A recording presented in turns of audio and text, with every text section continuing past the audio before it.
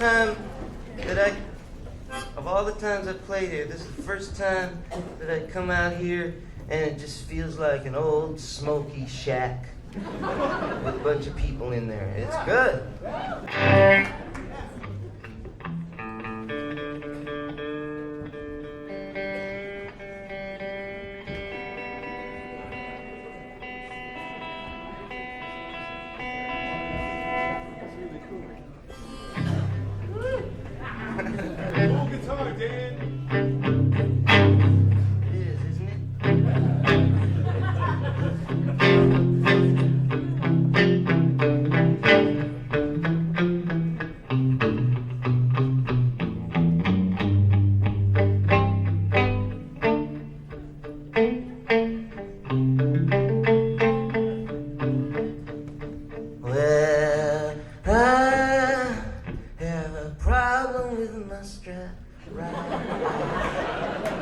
It doesn't matter how much preparation. It always happens anyway.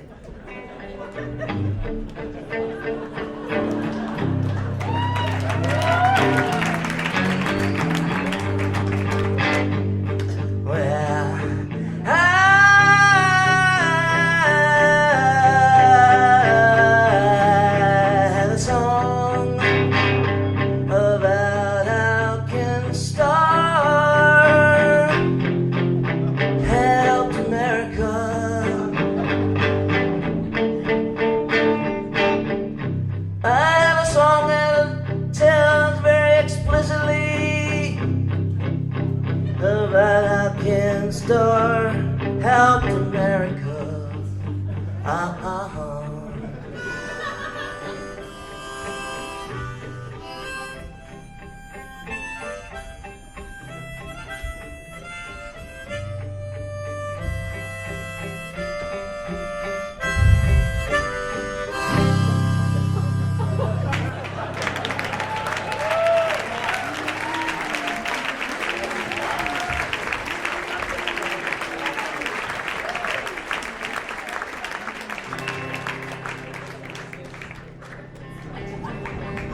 So I have been in New York for a couple of months.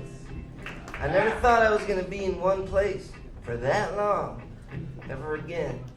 And I wasn't planning to be here more than a couple of days. The last time I was here, the last time I played here, afterwards this guy came up and said, "Hey, I got a hotel. Next time you come back, stay a couple of days." I was like, okay, whatever. And I went there expecting to stay for 2 days and then go back to California, make another record, right away, boom. And then I got there and it's like this funky place. There's painting everywhere. And none of it matched anything else. And I asked a little bit and it turned out that every single room in this place is painted by somebody else. And most of these people aren't painters. So you can imagine. It's not for everybody. And then I was ready to get going, and then this guy, his name's Ty. This guy's wife, Jay, says, "Hey, why don't you do a room?" And I was like, "Oh man, no. I'm not a painter. I'm a recording artist." And they said, "Well, you think about it." I was like, "Okay." And I started thinking about it, and I started quivering. I realized I was petrified about doing this. And I was like, "Well, why are you so scared to do this?" It's like, "Well, because he really wanted." Because, I realized I've been talking about painting all the time for years. So I started doing this. And I thought, okay, well, I'll take a week. And I'll postpone my trip to California. And I'll paint for a week, and then it'll be done, and then I'll go. It's cool. Well, it's like 3 months later, and I'm still doing this room. So I thought I'd take a little sabbatical and come out and play some songs. And I've been writing a little bit about New York because I've been here, And then I was gonna do all my New York songs tonight. That was my plan originally. I'm gonna do only my New York songs. That's it. And I realized, okay, I haven't memorized one but 2 of them. And it's like, it doesn't matter. I'm gonna do them anyway. And so I started driving myself nuts. And then a friend of mine today said, by the way, you know, you're going to play some other places, like little places. You play all your new ones there, you know. Unless you want to just sabotage yourself. Okay, so I thought, okay, so I won't sabotage myself. I'll play songs that I actually know. Except for a few. Here's one.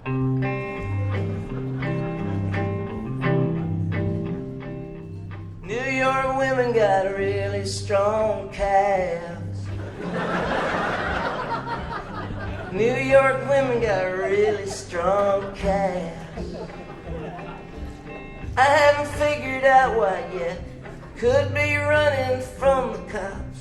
Could be 'cause they walk a lot. But here's my message to the world. New York women got real strong calves. Well, uptown girls got shoes that make you breathe hard. They leave the toe open and you see the ankle and you breathe hard. If I lived 100 years, I'll bet I could never wear shoes like that. Maybe for a second, then back in the sack. Here's my message to the world. New York women got shoes that make you breathe hard. Waiting for the bus, crossing the street. If I learn their language, I speak human, they speak something else. My friend paints cracks between what you see and what you don't. My friend paints the cracks between what you see and what you don't. He paints TV sets alive, red and yellow and orange and white.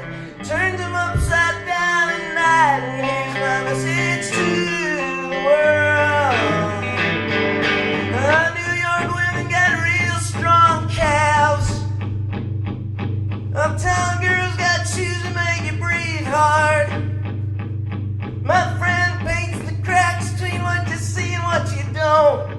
That's it.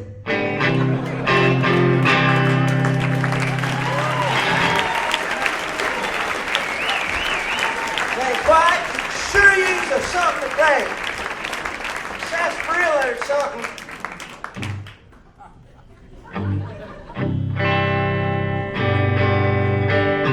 So I was living at this hotel, and one of the first nights I was there, I got to know a couple of guys. One of them was a poet, a really great poet, named Mike Tyler, who's just a great poet. If you ever get a chance to hear him read, make sure you do.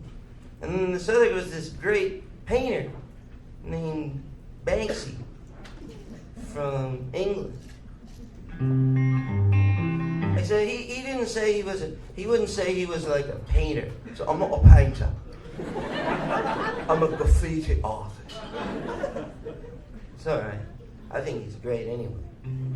But anyway, I realized much later that hanging out with these two guys was like dancing with the two parts of myself that were like in conflict, you know. There's the poet and the painter.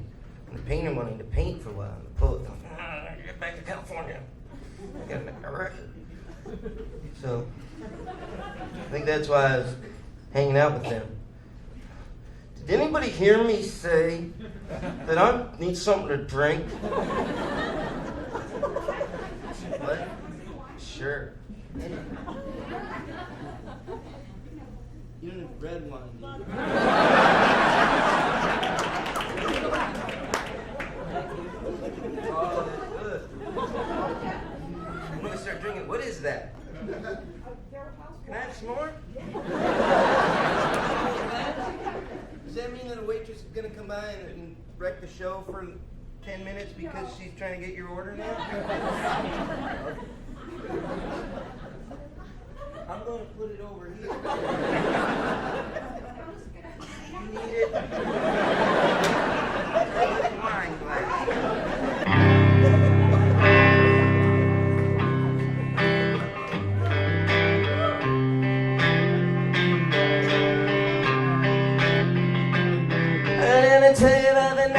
decided to buy some rollerblades. I tell you about the night I decided to buy some rollerblades. My poet and my painter friends called me from a bar. They said, take a taxi if you don't have a car. We'll talk about Monica and Clinton and Starr. And that was the best night that I spent in New York so far. I was living in a hotel on 25th and 3rd Avenue. A noodle shop and a pizza place was my view. The poet had lived 6 years in the hotel. The painter was from England, from the town of Bristol. Massive Attack was playing and he said he could get us all young. 'Cause they're from Bristol too, and that was the best night that I spent in New York so far. I should say by way of explanation that this girl I met in Amsterdam turned me on a Massive Attack. She was cool and so were they. Life is good sometimes. After the show we went to a party with a band. I didn't say a word to anybody, that's how I am. Pulled up the party to meet up with a girl. Me and the painter started walking up Third at 4 in the morning for a donor to Bob. And somewhere in there I decided to buy some rollerblades the next day. That was the best night that I spent. This was the best night that I spent. That was the best night that I spent in New York so far.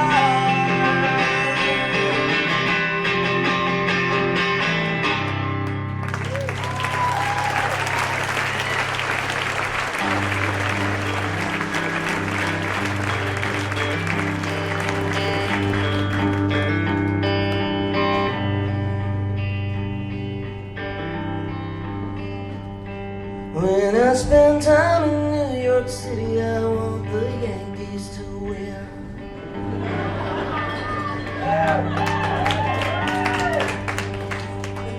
And I become concerned and hope that Steinbrenner's not upset. But when I'm outside of New York, I want the Yanks to lose. To lose, lose, lose, lose, lose, lose, lose, lose, lose. Thank you. That's my little New York set. I might do some more later.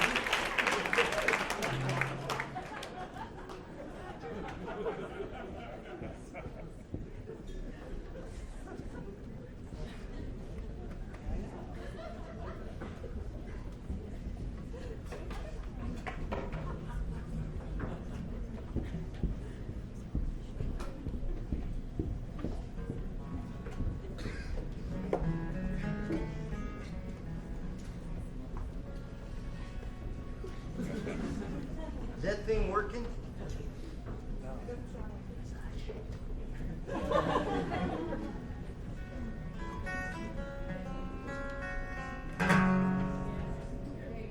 I don't hear it. You just hear it because you're up there.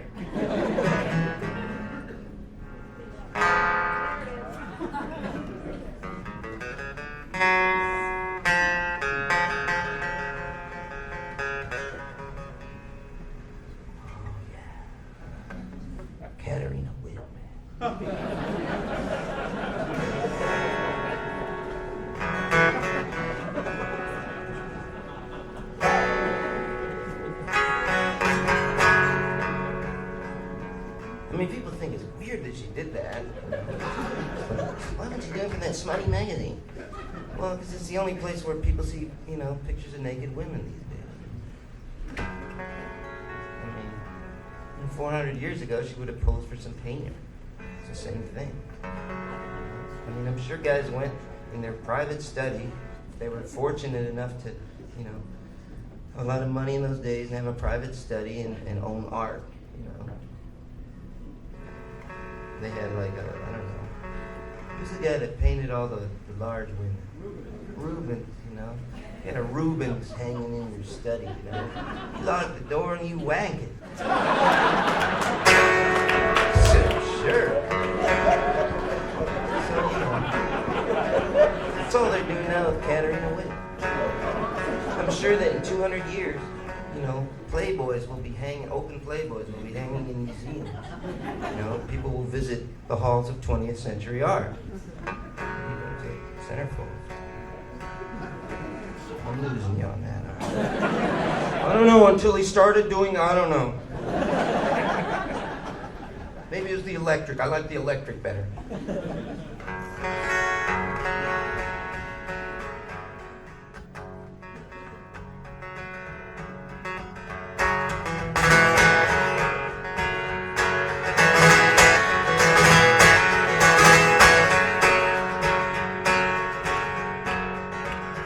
I got big balls.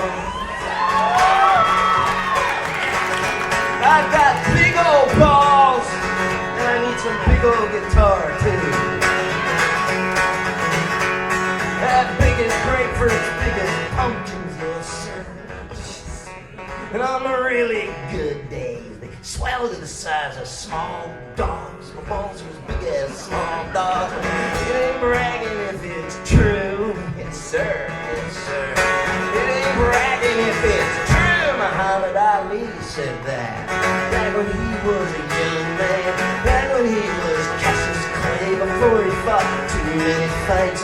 Left his brain inside the ring. Sometimes I wish I was Tiger Woods. Tiger Woods, Tiger Woods. Sometimes I wish I was Tiger Woods. Tiger Woods, Tiger Woods. I got a friend whose goal in life was to one day go down on Madonna. That's all he wanted, that was all. One day go down on Madonna. When my friend was 34, he got his wish in Rome one night. He got to go down on Madonna. Rome one night in some hotel.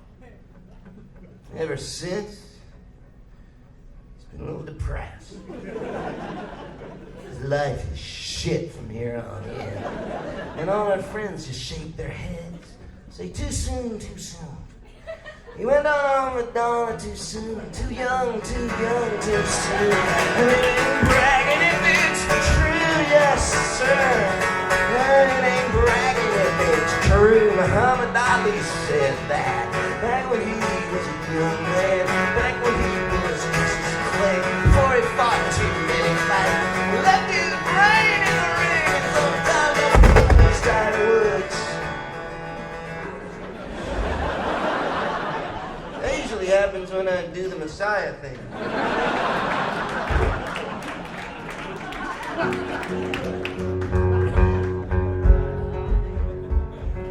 Well, it's all different now. I got big balls.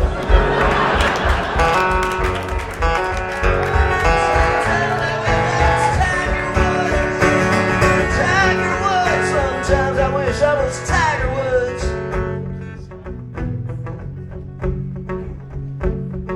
Certain girls that don't look at you means they don't like you very much. I know I'm jumping the gun, but this is the first set and I don't have that much time, so I'm going to do the abridged version of every song. I'm going to do the first two-thirds, the way you recognize it. I'm going to just sort of jump to the end. And you'll probably think, wow, I missed. No, if certain girls don't look at you, it means they like you. Think. I still don't know. If other girls don't look at you, it just means that they're ignoring you. How can you know? How can you know which is which, who's doing what? I guess that you can ask them. Which one are you, baby? Do you like me or are you ignoring me? Do you like me or are you ignoring me? Do you like me or are you ignoring me? And all you need to do that is one good pair of big balls.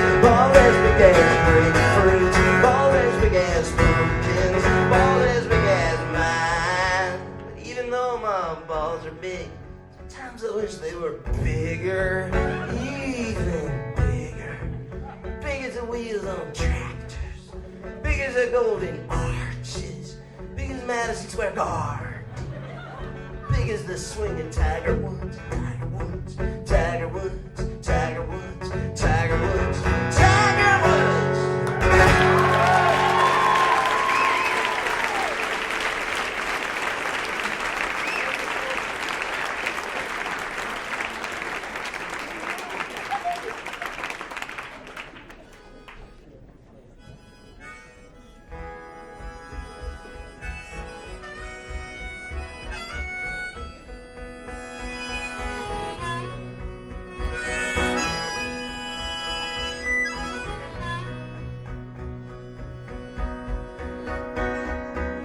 Come down the steps, I slip on the ice.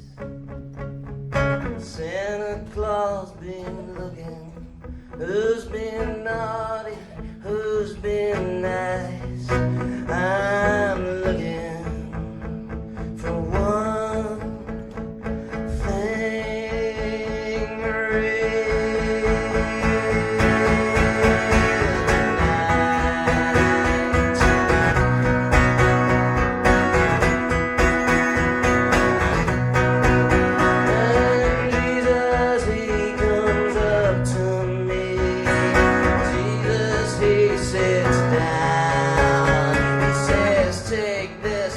cross off my back.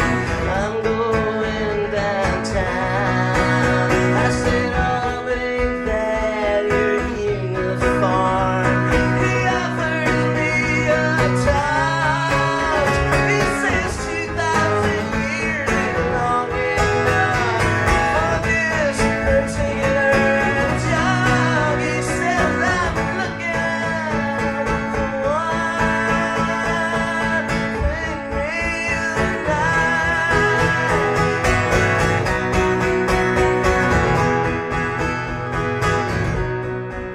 And you're the one I've chosen, and I guess you've chosen me. Let's turn off the commercials. Let's turn off the TV.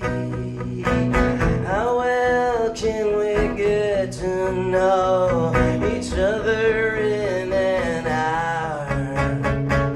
We can fight the daylight. We have that power. I'm looking for one thing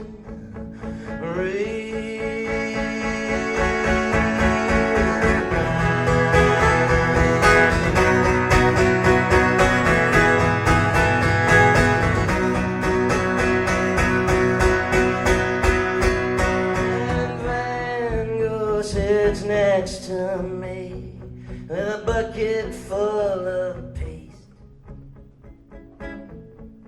Rips off my ear. Glues to my face. I'd like to leave America for someplace where they would not know a word of English, and I might be understood. I'm looking for one thing real.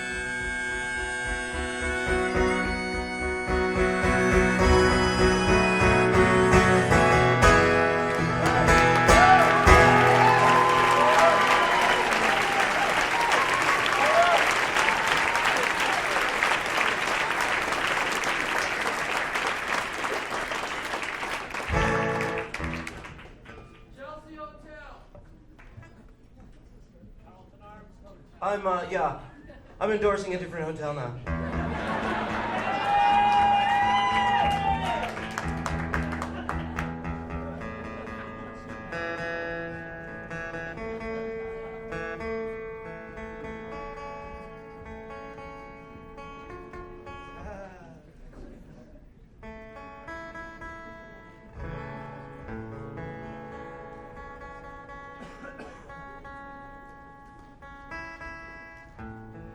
I wrote this song as a celebration of freedom.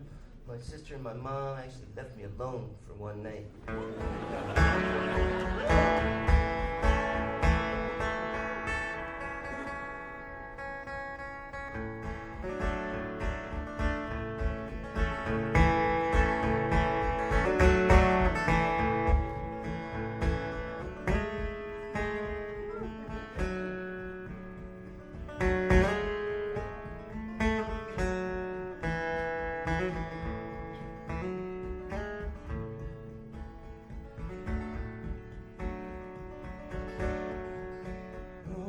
Tell you that I love you, don't test my love.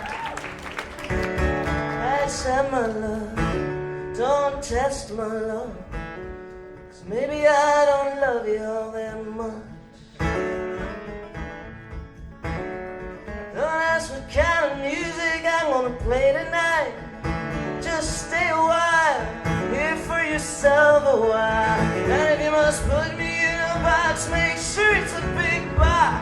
Lots of windows and a door to walk through and a nice hot chimney so we can burn, burn, burn everything that we don't like and watch the ashes fly up to heaven, maybe all the way to India. I'd like that.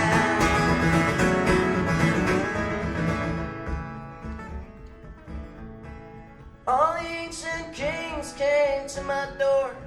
They said, you want to be an ancient king too? I said, oh yes, very much. But I think my timing's wrong. They said, time is relative. Or did you misread Einstein? I said, do you really mean it? They said, what do you think we come here for?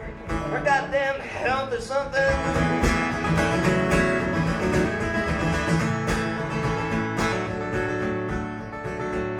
Everybody's waiting for the Messiah. Christians are waiting, also the Muslims. It's like everybody's waiting.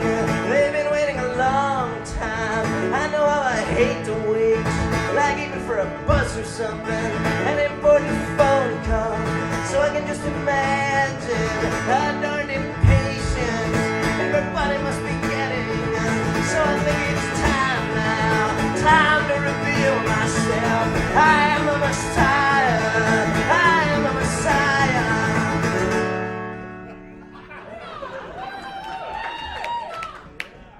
Yeah. I think you heard me right. Yeah. No, I'm the Messiah. I was gonna wait till next year. Build up the suspense a little bit. Make it a really big surprise. But I could not resist. It's like when you get a really big secret.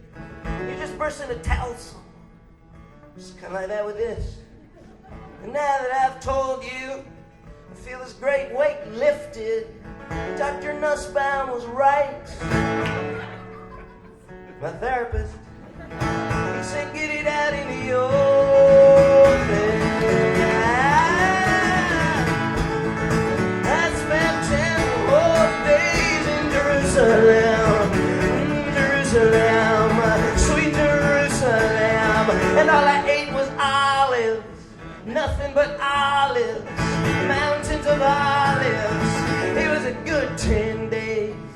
I like olives, I like you too. So when I tell you that I love you, don't test my love, accept my love. Don't test my love, 'cause maybe I don't love you all that much.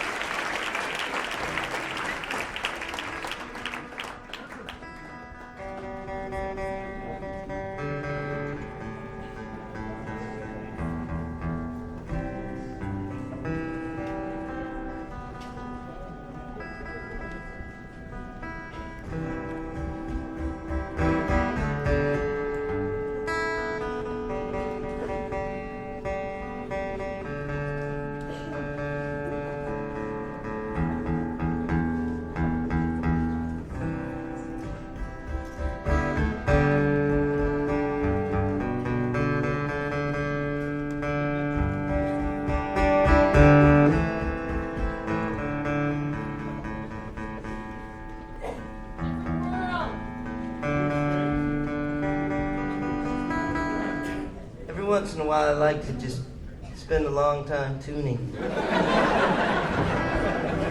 figure that way, if the audience isn't getting restless, then I know something's wrong. They think it's just, more show going on somewhere.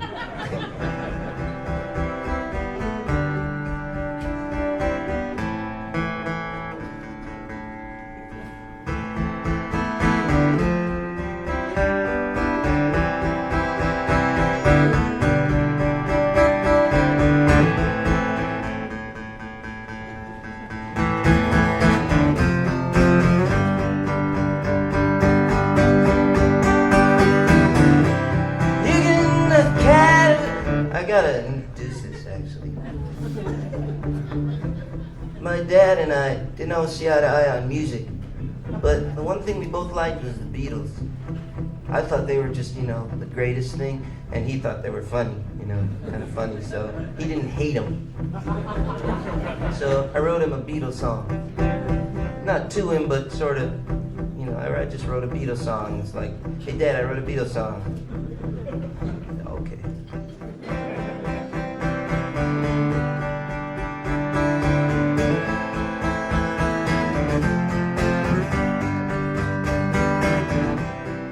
Categorize me, lump me with the others, if that's the way you're gonna play. You can say that the way it's been is exactly the way that it's gotta be. It'll make you feel right, if you wanna feel right. But if you're willing to look truthfully, I think you'll see that. Babe, I'm not the guy that hurt you many years ago. I'm not the guy. I'm not the guy. I'm not the guy.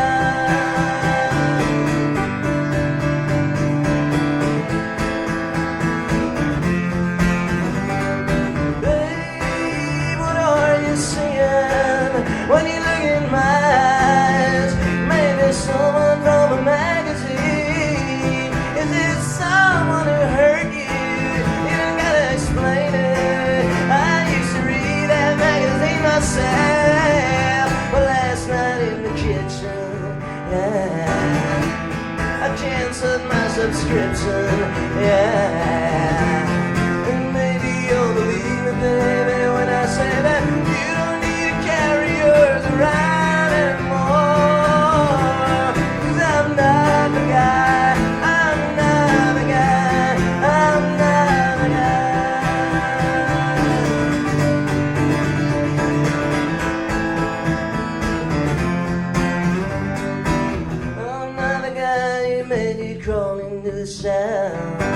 I'm not the guy who threw your heart against the wall. I'm not the guy who made you feel like all you did was lost. I'm not the guy who loved you, babe, and kept his fingers crossed. I'm not the guy. I'm not the guy. I'm not the guy.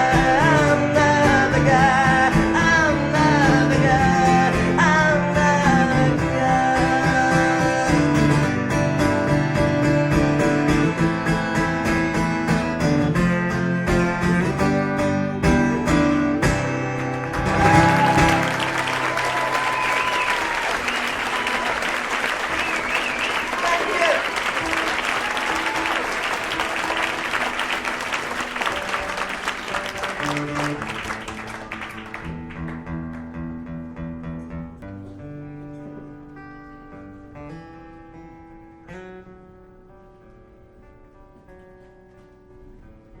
They say you taught me how to talk,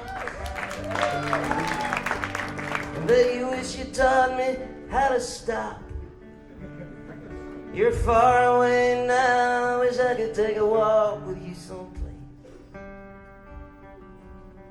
You explained me to our parents, English wasn't their first language. They spoke German, hated Germans.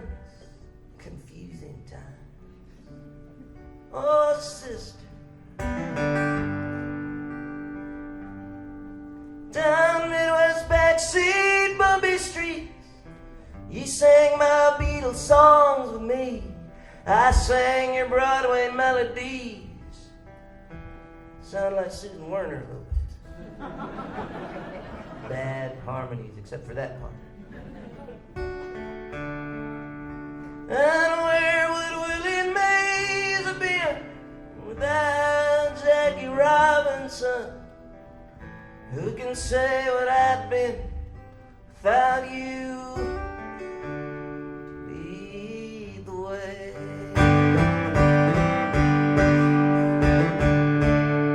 After I showed some guys I could drink, you picked me off the lawn, I think.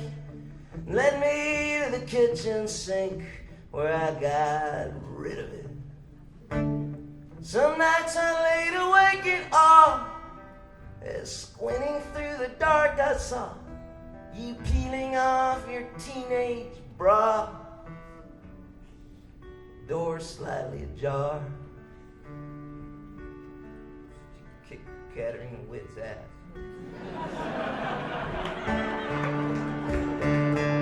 Oh, sister.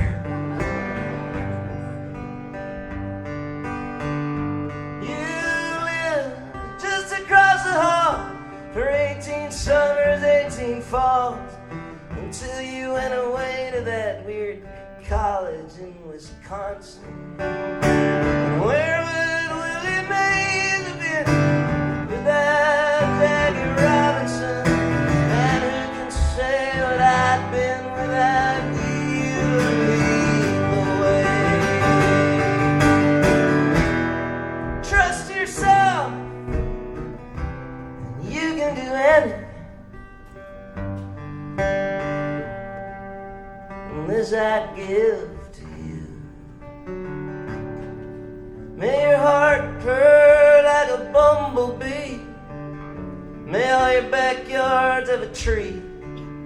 May you always be HIV negative. I hope you meet some nice guy who treats women better than I do. I don't even care if he's a Jew or not.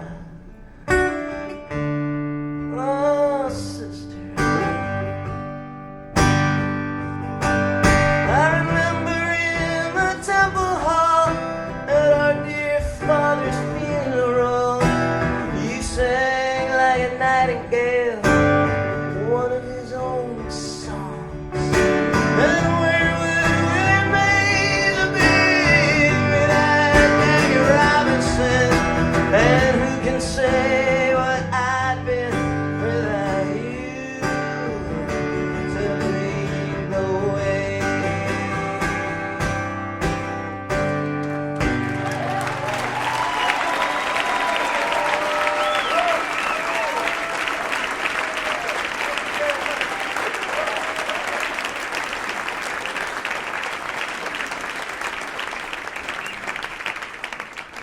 I gotta tell you, I was a little pissed off earlier. A lot. Not today, but like a couple weeks ago, and then recently again. You know, we decided, okay, we got all this backlog of material, and you know, on a big sort of record label, you can't put stuff out, you know, near fast enough. So we thought, okay, well, we'll put this one out ourselves. So it's like this double record, you know, it's like huge. Well, it's not huge, but it's like a lot of songs. And I thought, well, you know, finally, you know, I'll just do something that, you know, nobody was really doing, putting out two anymore, you know. It's like Guns N' Roses kind of killed that genre. And so I thought, okay, I'm safe with that, that's cool. And then, like, Bob Dylan comes out with this double record that everybody's wanted to hear for 30 years. And I'm like, okay, well, okay, that's enough, you know. And Springsteen comes out with 4 of them. It's like, fuck. And I thought, well, then at least, you know, I'm doing something different, you know. I'm doing painting, you know. It's like I'm an artist, you know. It's different. Those guys are songwriters. Oh, that's cool. Then somebody gives me this book, Bob Dylan Drawings. And I'm like, well, there can't be any, oh, fuck.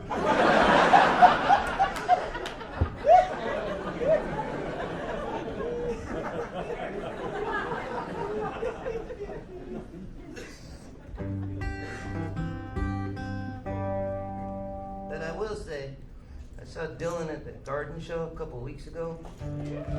Don't clap. He gets enough. If he starts mentioning me, damn, Bern, playing at the bottom line. I ain't going, but whatever. And if people start clapping, then you can clap when I mention his name. I mean, from this end, it ain't at all reciprocal. I mean, does he lie awake at night? You know, wonder if his songs measure up to mine? I don't think he does.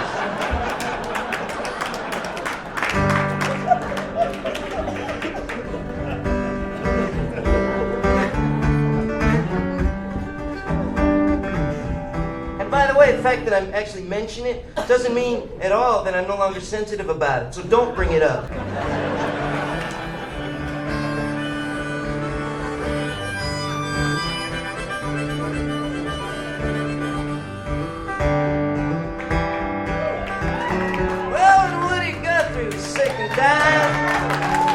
Bob Dylan visited him.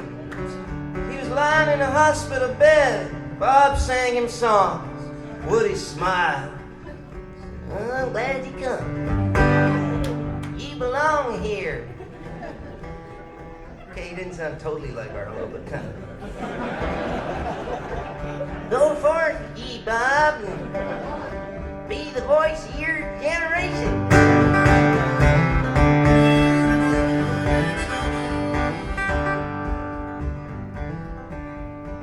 Long time ago. It's now a myth. It's one of those real things that happens that become myths. You know, like that kid visiting Babe Ruth in the hospital after Babe visited him years before. It really happened, but it's a myth now. Or that year McGuire plugged 70. He did not. And I suppose Babe Ruth called his shot, too.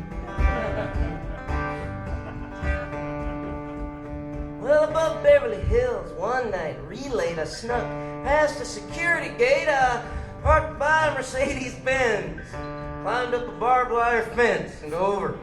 A couple of scratches, but I made it. To the home of Bruce Springsteen.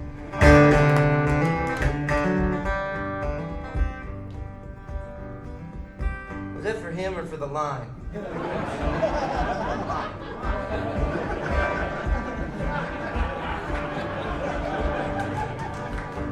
Well, I found the boss asleep in bed, pillows piled up around his head. Turned on the light, took off my coat, stuck a thermometer down his throat and said, "Don't talk. You look pale, boss. Not at all well."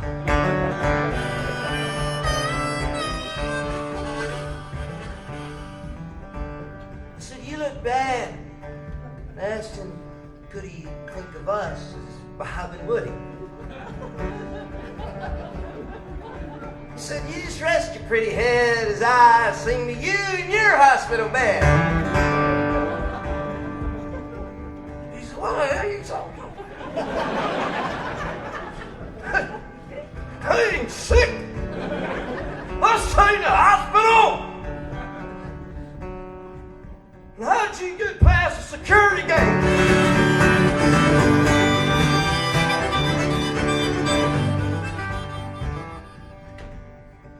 So I wrote you a song called Song to Bruce with a tune I stole from one of yours. To his platinum records. I pointed and said, "Just want to be anointed."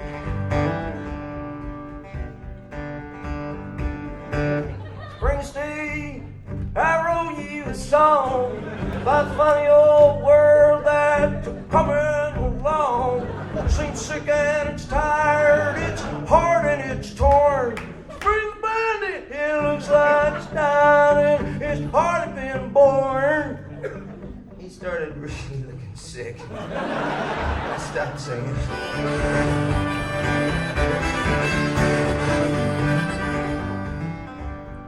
Then Patty, his wife, said, come in and say, geez, I'm sorry about your husband's incurable disease. I'm here to help any way I can, you know, Woody and Bob, Bruce and Dan. She said, honey, what am I hearing? She said, baby, you know I'm in the prime of life. I said, down to 2 million in sales this time out. Read those signs, better.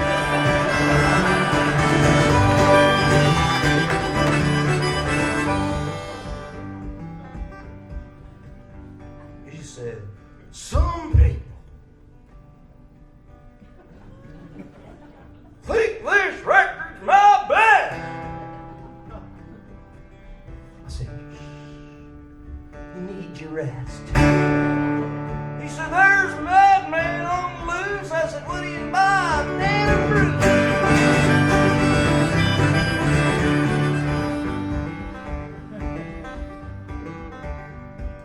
He springs out of his bed and says, all right, I had enough of this stuff.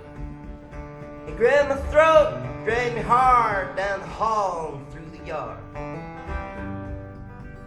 Pretty strong for a dying man. Then he threw me out the way I come, barbed wire scraping face and thumb. And I've been thinking ever since, Bob and Woody, Dan and the artist formerly known as Prince.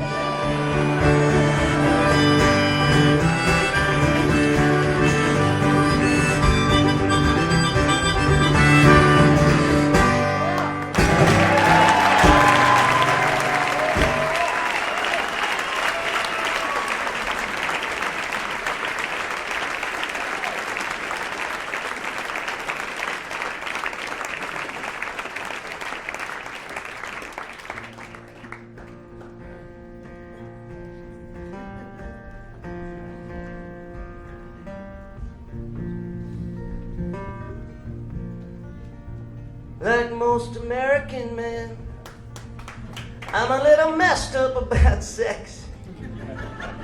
Does size really matter? Should I be checking out other guys? But if I do, does it mean I'm gay? Like when I went to Italy, went and saw the statue of David, maybe I stared at it too long. And what about the size of breath? Does size matter there? Do I really like a lot of silicone over and above a little milk? And while on the subject of sex, what do I think about Viagra? I mean, even though I seem to function really well there, sometimes, maybe somehow I ought to think about if everybody else is going to think about it. Do I need it just to stay competitive?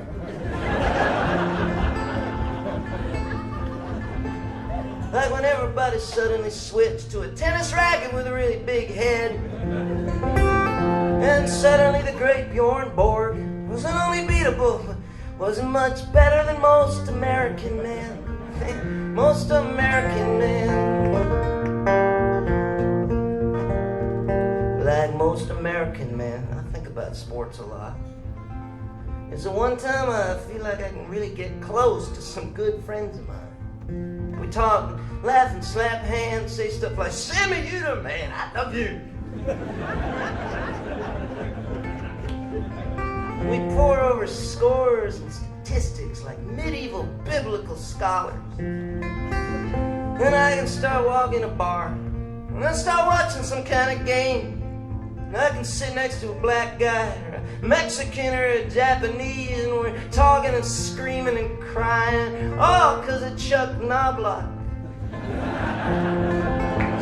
It's like most American men, like most American men. Like most American men, I don't know what to do about Japan, or what to do about Somalia, or where Somalia is. For that matter, where's Rhode Island? My morals are mostly determined by whoever I'm sleeping with. Like most American men, like most American. Like most American men, I don't know how much money is enough. Sometimes I think I got enough. Other times I think enough is just a little more than I got. Maybe if I had more, I would have voted in this election. If I had a bigger stake in the game. And if I had a little more dough, maybe I'd do better with the girls. I'd dress up real nice. And you know we travel in style. And I'd take them to my fine pad with a fridge and a big bed. And we'd lie there smoking cigarettes, eating candy and watching Jerry Springer. And I don't think it's too much to ask to get what I think I deserve, like most American men. Like most American men, I'd change my whole life if I could. Live in a big house, hang out with a really fast crowd, hang out with really big women, play tennis with, well, I don't know, Barrymore or something. No party tricks. I'd light matches on my boot, put peanuts on the edge of my nose and flick them up in the air and catch them in my mouth. But you know, after about 2 months of this, my life would start to look like it does now. Kind of cool, kind of a mess. Like most American men. Like most American men, like most American men.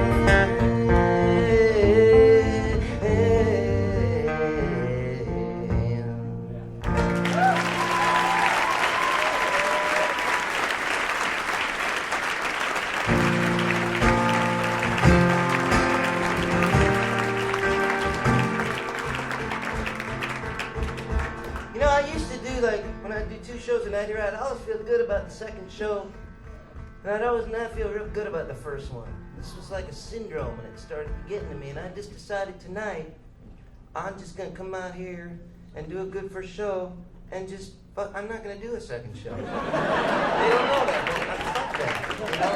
This is it.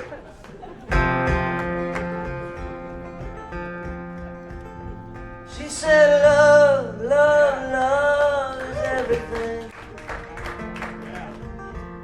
I said, okay, whatever. She said, what does that mean? I said, nothing. It's just good to have a backup plan. She said, I guess that means you don't got love. I said, maybe I love everyone. She said, that's just like loving no one. I said, okay. I guess, whatever. And I had a dream of a new American language. One with a little bit more Spanish. And I had a dream of a new pop music that tells the truth with a good beat and some nice harmony. I had a dream. I had a dream. For the years I did nothing except drive. I guess I meditate.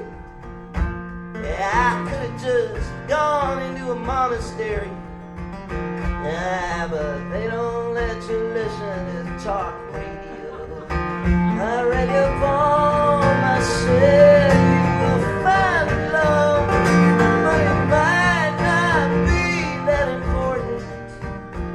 She said for that, I was gonna hate you. She had the nicest ass I've ever seen. She said, I don't think you understand me. I said, go on. Of course I do. I really don't think so. I said, okay. And I guess I don't.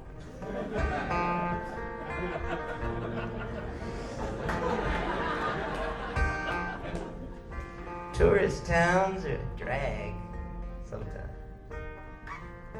But in the non-tourist towns, you can get yourself beat up just for looking a little different. I guess the thing to do is just stay home. Yeah. But sometimes I think the thing to do would be to get a place out in Missouri. Put down as many months for rent as you can part with. Tell everybody else you went to France. I said, remember that conversation we had about love? I said, well, I think that you were right. She said, I don't remember saying nothing about love. Yeah, it must have been a fantasy of the moment.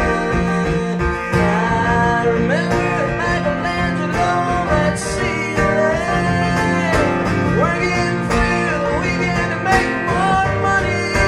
And I have a dream of replacing Steve Kerr on the Bulls, being a little white guy that lets you the threes.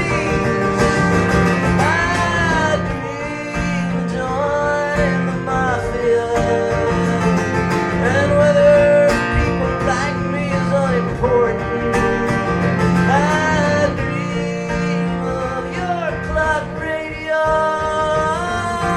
waking you up with my songs. I dream of the lies I told you, wishing they were true. I dream of new beginnings. I dream of saturation bombing. I dream of this day with you, wishing it was just beginning. A dream of all this dreaming. I mostly dream about love.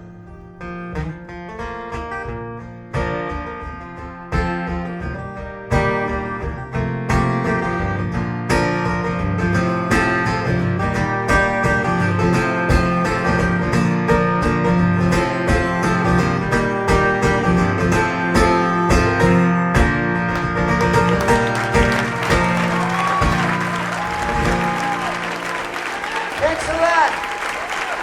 I'll play all night, but you know, that's been fun. Thank you.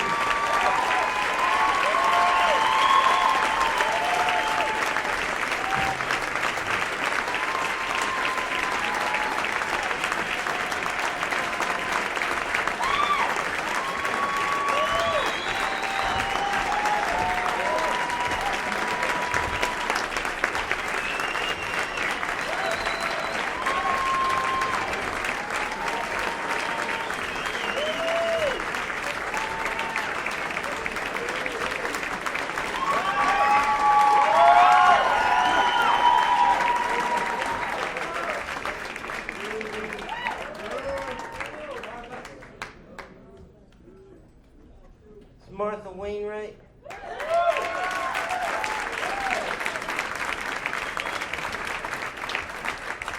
And Duke McVinnie. And Merle.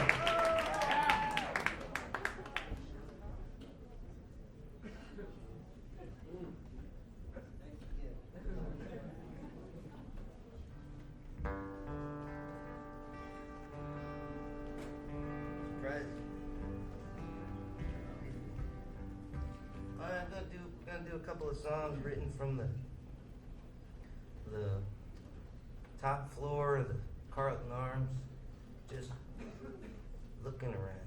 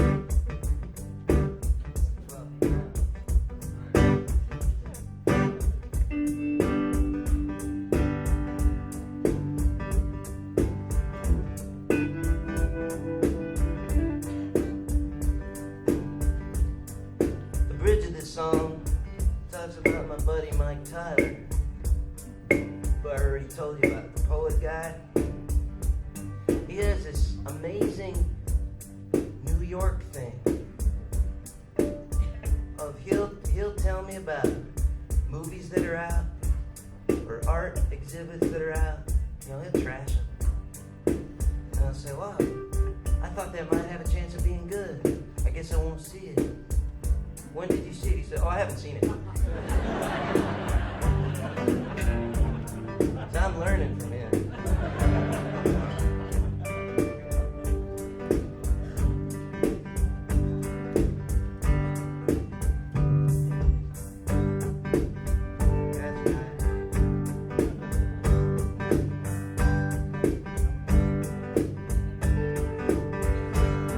I saw you rollerblading by from my third floor window. You were all bundled up for winter on the 2nd of October. Waiting for the light to change and you move slowly on, fading to the avenue, the buildings and the clouds.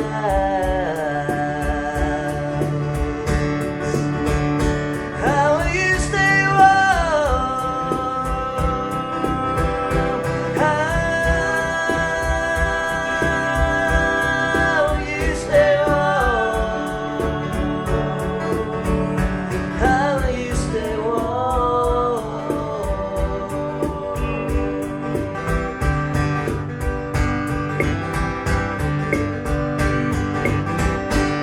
I thought of you, my dear, down there, and that man that you've been living with. He doesn't beat you up, but just as bad. He don't inspire you.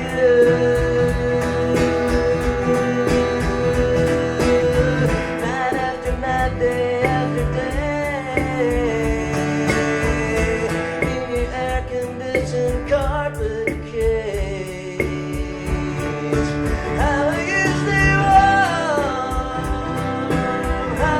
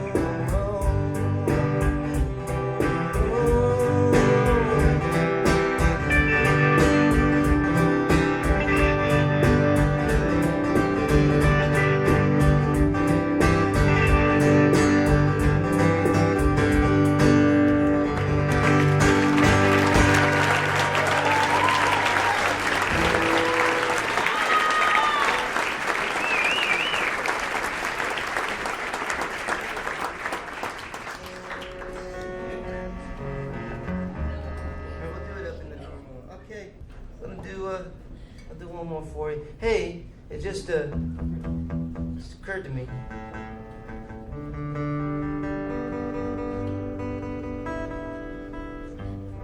The guy, I'm really deeply grateful to Ty Inwood and his family, Jay in Brooklyn, for just,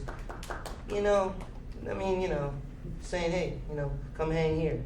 And, here's a playroom, do whatever you want on the walls, see you in a few months, whatever. I mean, people talk about stuff, but that's a cool thing. And it's his birthday today. So, we don't have to sing, but, I don't even know if he's here. What do we got? Okay. No, let's not.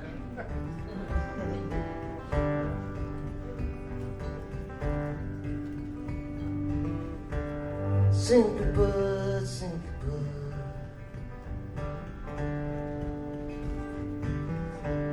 today is slower than tomorrow. Simply put, today is look in your eyes day.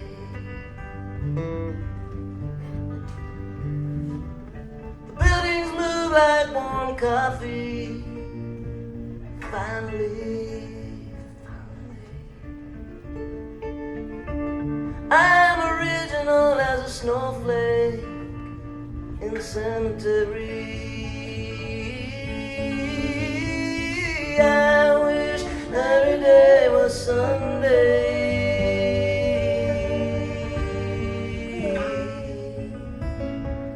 I wish every day was Sunday.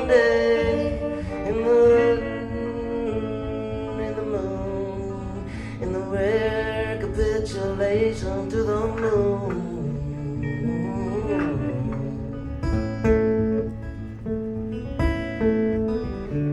Think I'll go on down the 10th Street. Tide's gonna show me something new. Yes, I go on down to 10th Street, catch a movie or two. A little color every day now.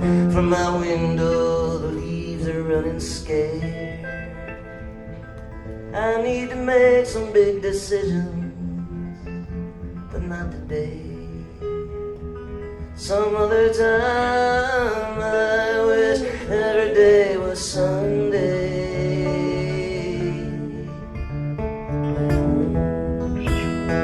I wish every day was Sunday. In the laboratory, there's chickens on the dead roller.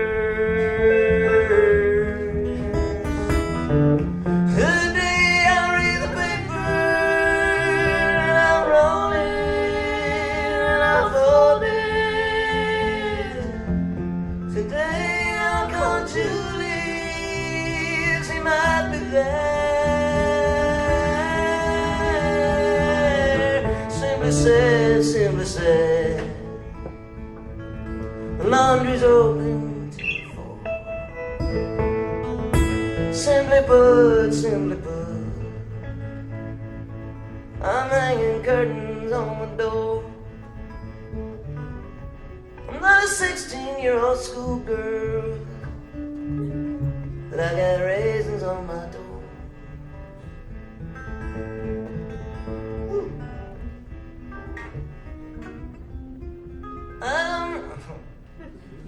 I don't mean to be boastful. That doesn't seem like anybody really cares. I wish everything was Sunday. Oh man, it's just one capo. There's one capo away from perfection. Now you remember it as the set that he fucked up Sunday. You won't remember it that way anymore. Now let's do the last verse. I'll use a pick. I'll be strong. simply put, hanging laundry on the door. Simply put, I might not come back ever again. I'm not a 16-year-old schoolgirl, but I got raisins on my toast. And I don't mean to be boastful, but no one seems to care. Everything is for life, and I believe every day was Sunday.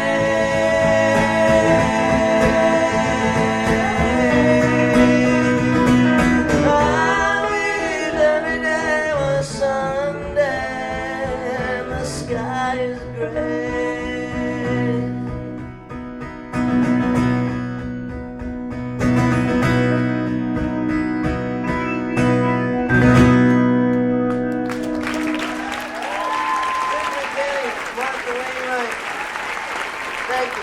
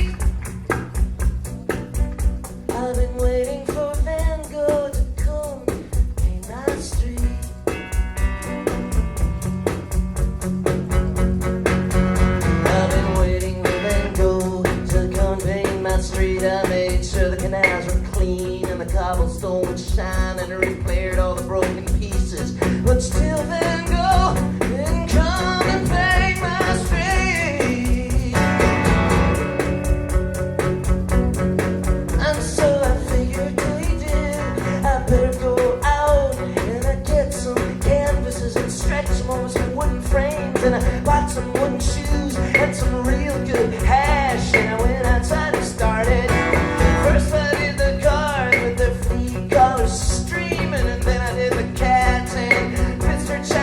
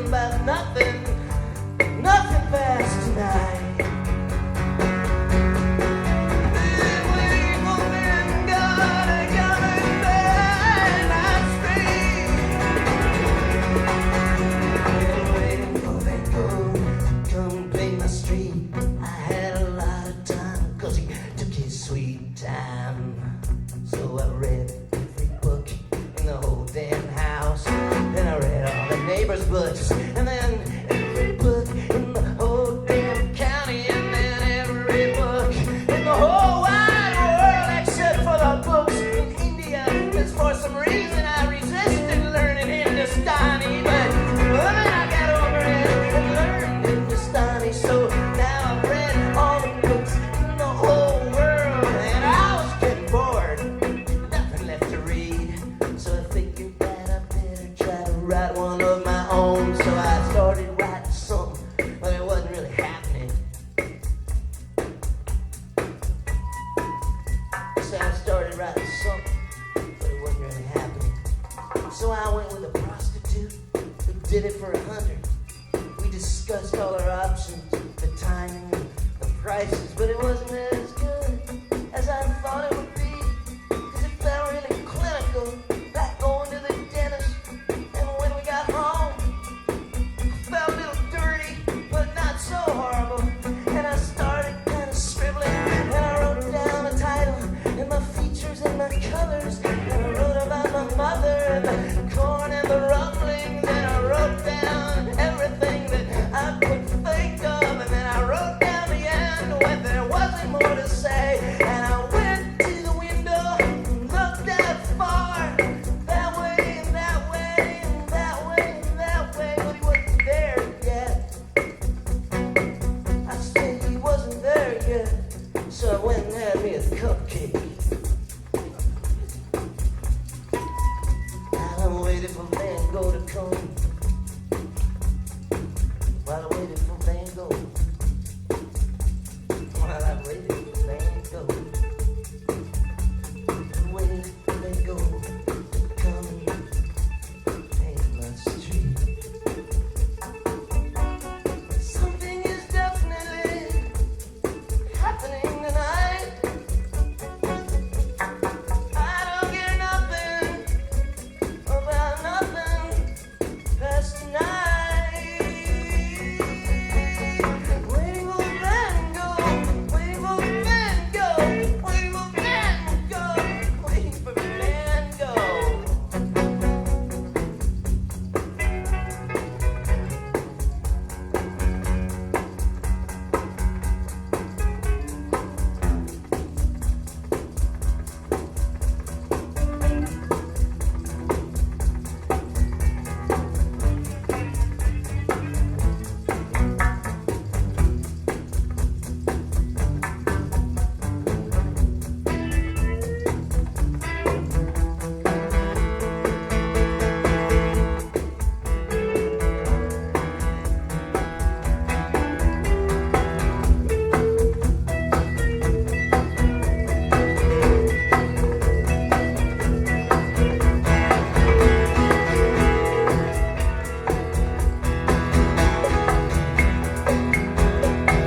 Let the niggers burn down nigger town.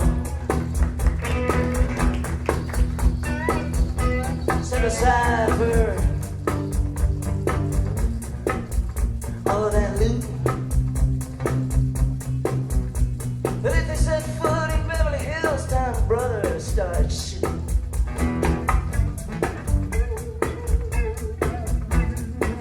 Well, everything everybody has in their home will be taken away on Wednesday.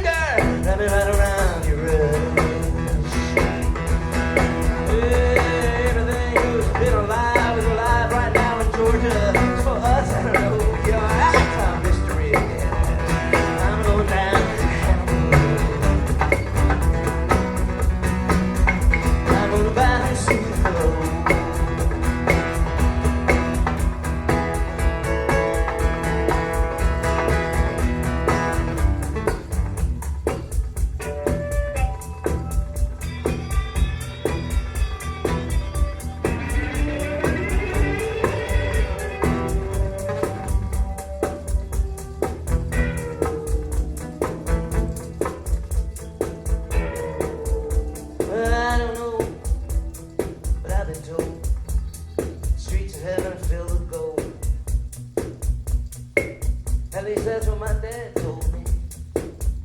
And I found out later on, much later, that everything he told me had been told him by his dad.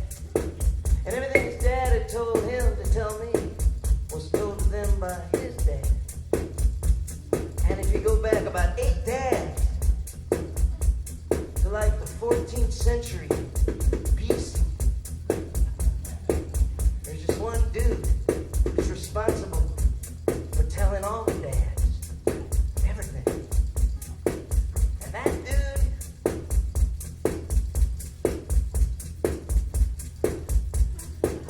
was an idiot.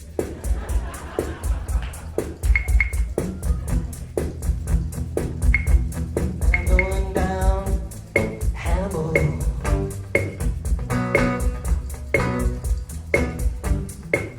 I'm gonna buy a new suit of clothes. I'm gonna buy a new suit of clothes.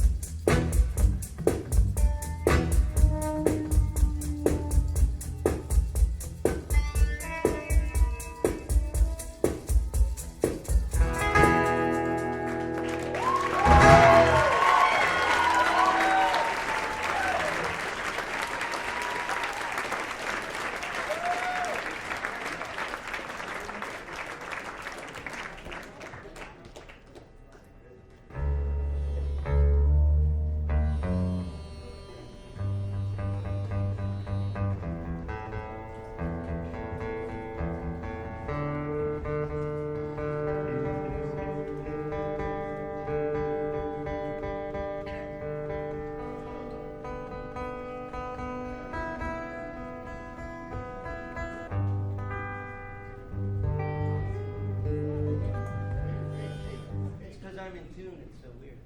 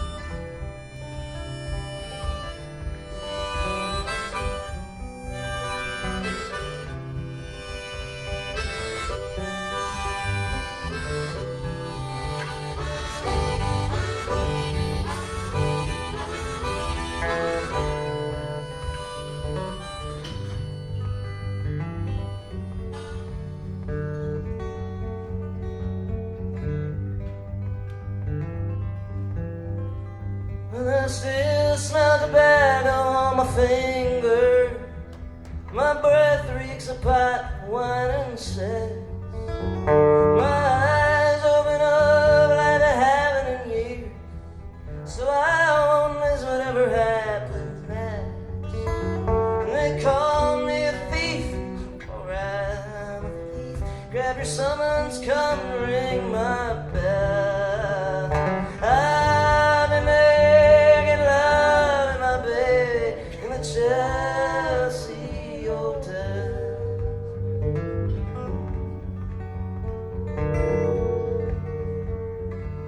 Told you to meet me at 8 o'clock. I said I'd be drinking at the bar. I drove between Newark and LaGuardia, trying to return a rented car. When we keep missing connections today, but tomorrow's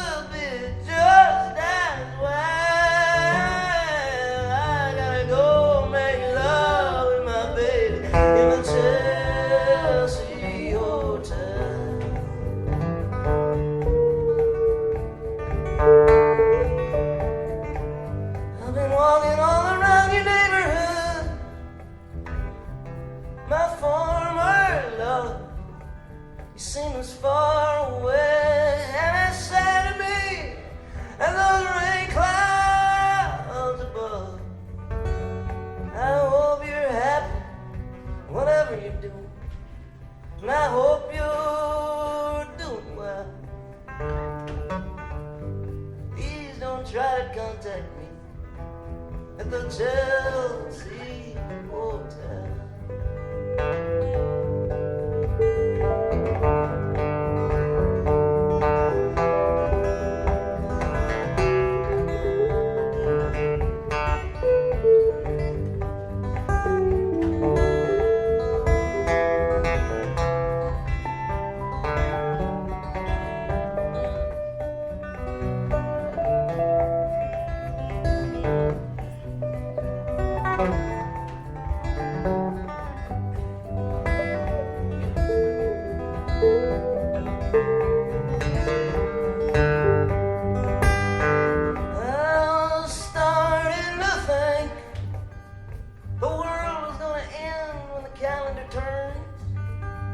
Well, now you're here, I see the future, baby, and they can let the calendar burn. New love is beautiful, but new love is sad. New love brings back all the old loves that you've ever had.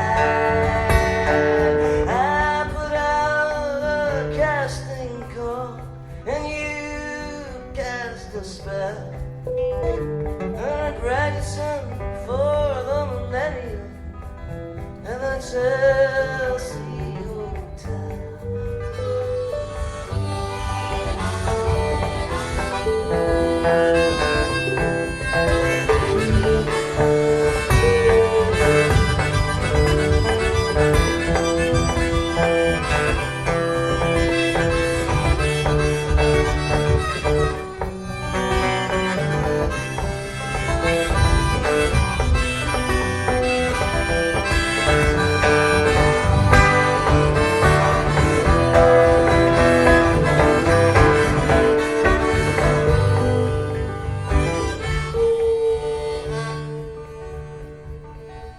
So I don't know what tomorrow brings, but I know where I'll be waking up. Let's just listen to our breath tonight, and the breeze through the window you opened up. Can you feel our hearts beating? Now which one's yours, which one's mine? You can't tell. It's just another day.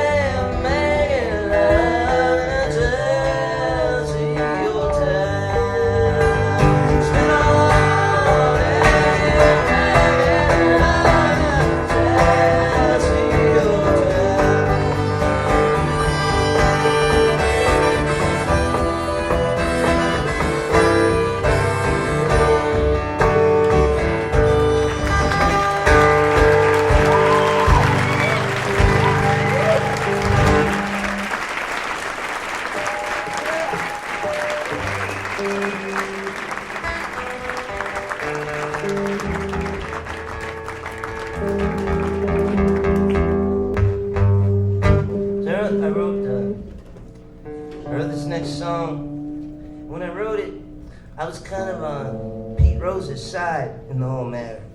And since then, a friend of mine gave me a book, some writings by A. Bartlett Giamatti.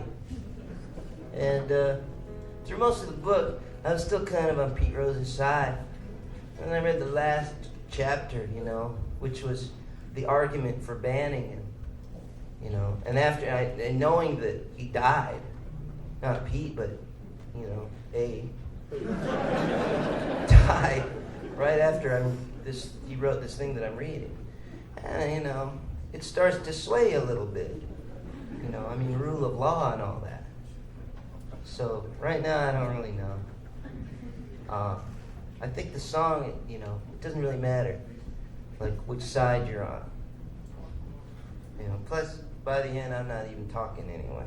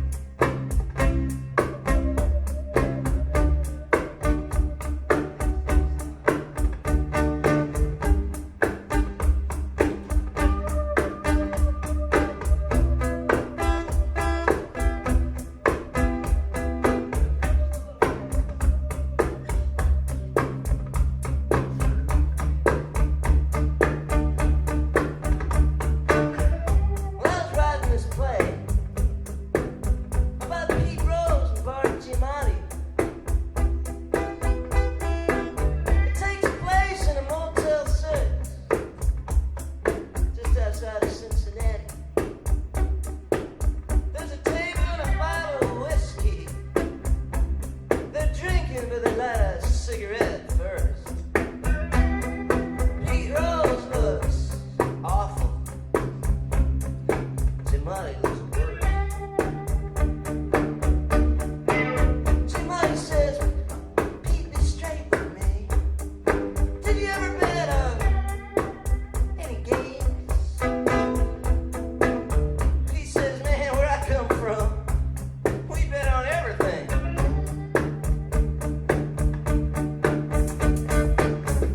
I say, well, did you ever bet on your own team? I'm not sure what I'm gonna have Pete reply, but I think I'll have a telephone ring. It's gonna be Shoeless Joe Jackson. He's calling from Tangiers. He says, Commissioner, if you don't throw him out, what have I been doing all these years? Bagging groceries and painting houses, having a bag and steal and rob. He tries to grab the receiver. He says, I can tell you stuff about Tide Cobb. And I hear a knocking, and knocking at my door. It's my sweet Martha, and I open up, and she crawls in on the floor. She says, put down your paper and pen, boy. I can wait another day.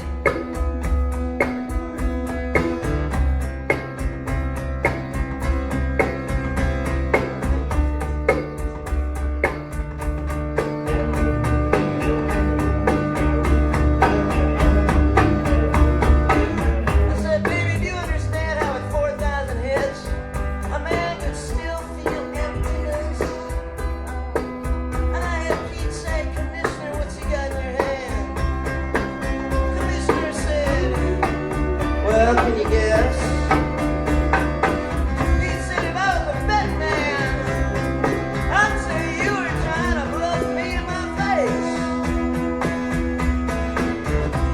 Well, Commissioner said, too bad it is good. Playing the odds is playing second base.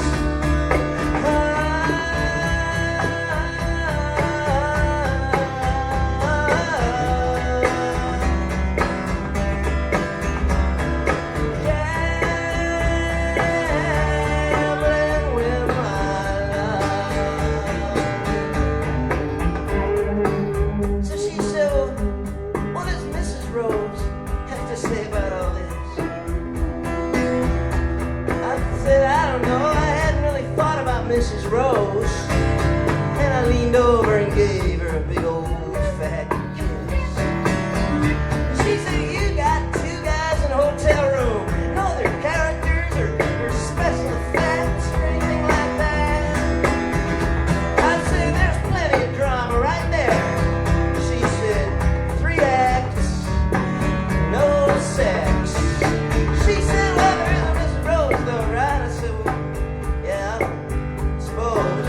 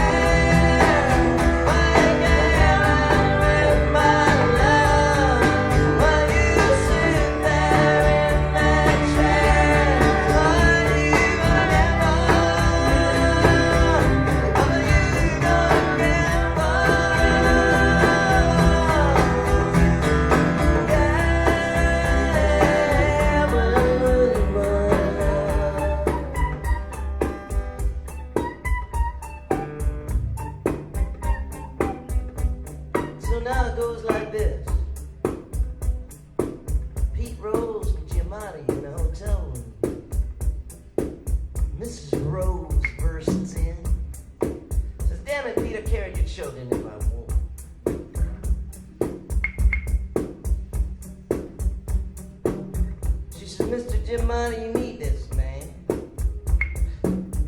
Much as he needs you. She said, Judge, not let's keep it judged. She turns to Pete and says, are you gonna gamble with my love? Are you saying you don't care? Are you gambling with my love? While you sit there in my chair, you gonna gamble? Are you gonna gamble? Gambling with my love. Are you gonna gamble with my love? Are you saying you don't care? Are you gambling with my love? While you sit there in my chair, are you gonna gamble? Are you gonna gamble?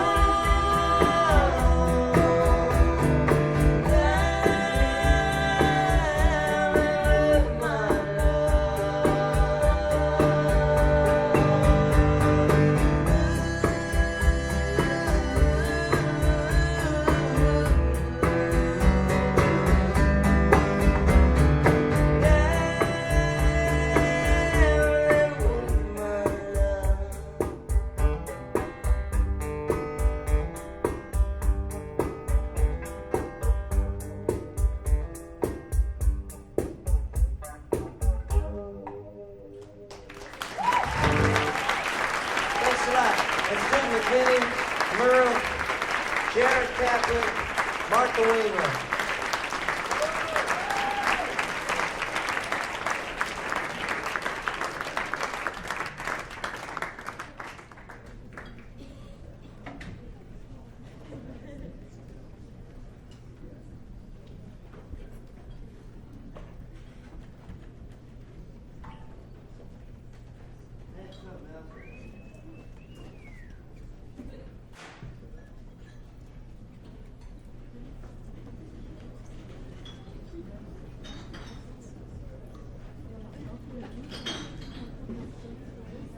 Anybody see a music stand? Yeah, it's over on the side.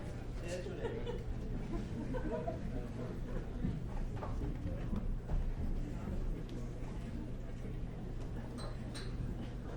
All right. I got some brand new songs about New York. I haven't memorized them though. I don't remember them yet. So I thought I'd just look at them. Is that all right? Sorry, pal.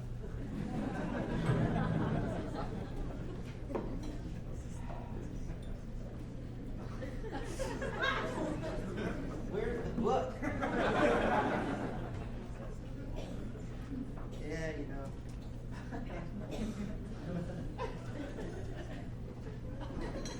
If I asked you to put it out here. Took it backstage. Yeah.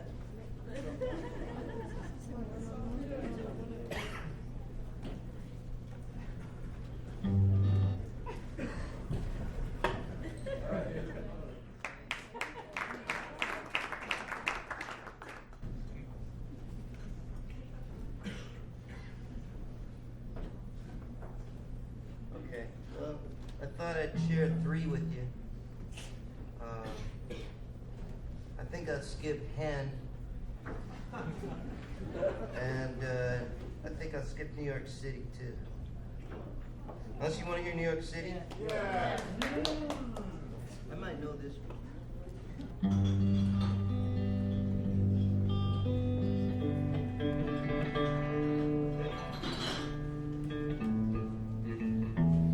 So, you know, I'm new in town. But I live here now. So, when I moved here, I wrote some songs that made some rather perceptive observations.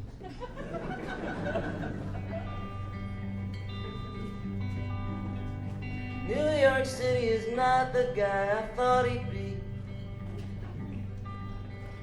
I thought he was young and fast and dangerous. Turns out he's a Dunkin' Donuts and a Pizza Hut.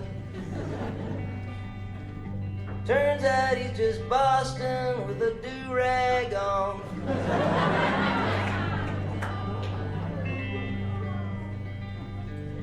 New York City is not... No. How would that go? New York City is a little more vain than she ought to be. She checks herself in the mirror all the time admiringly. New York City is a lot more golf than football now. New York City would trade Babe Ruth to Atlanta now. Sorry that my melody is irritating and nagging. I've been hanging around New York lately.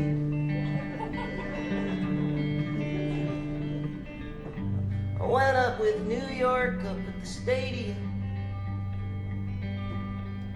I asked him what he thought of the new third baseman. He kept wanting to talk about his relationship. Bought some peanuts and ditched him on the way downtown. New York City is not the guy I thought he'd be.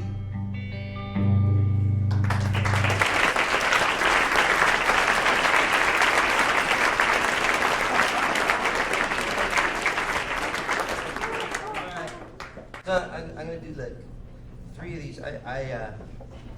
First time I was in New York for like a month straight, and then I left for like, I just drove to Virginia and drove back. And so I wrote like 7 songs when I was in the car on the way back from Virginia. Sort of about maybe New York or something, I don't know. But not really. But just about this car trip I had, pretty much.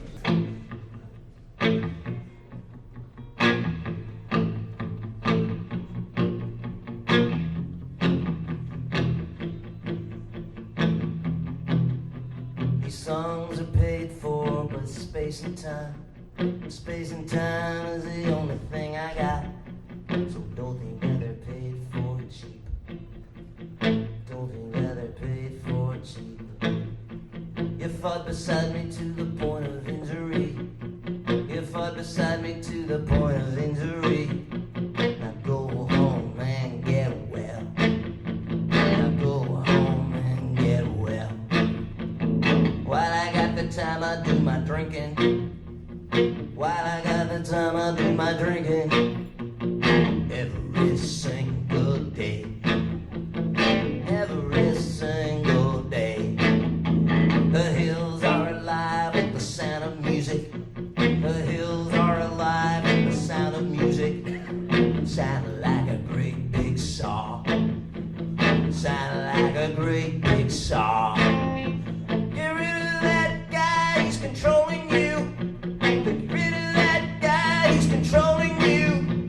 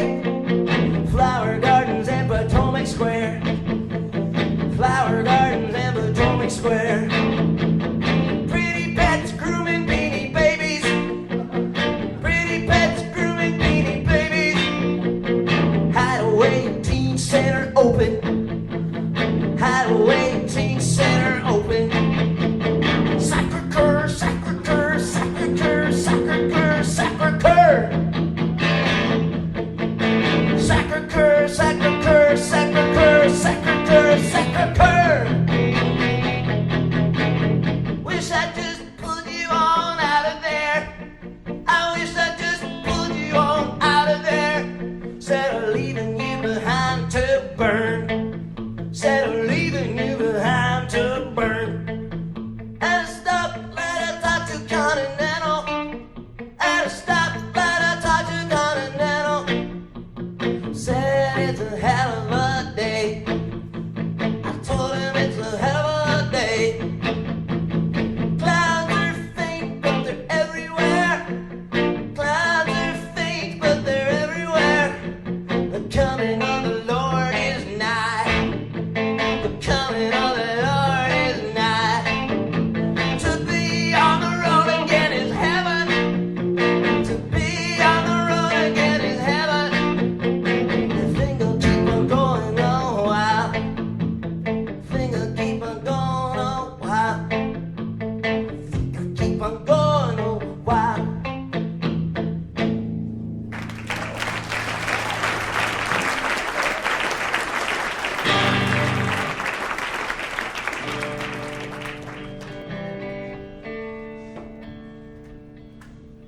I wrote this song on the same trip as Yom Kippur.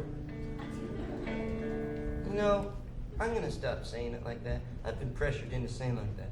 Where I come from, which is basically where there aren't any Jews at all, we say Yom Kippur. You know, I like non-Jews. I'd come to New York, I'd say, yeah, Yom Kippur, and they'd go, non-Jews. I don't need that. Yom Kippur, you mean Yom Kippur? And I go, oh right, Yom Kippur. I'm thinking, God, what is that? So, it's Yom Kippur.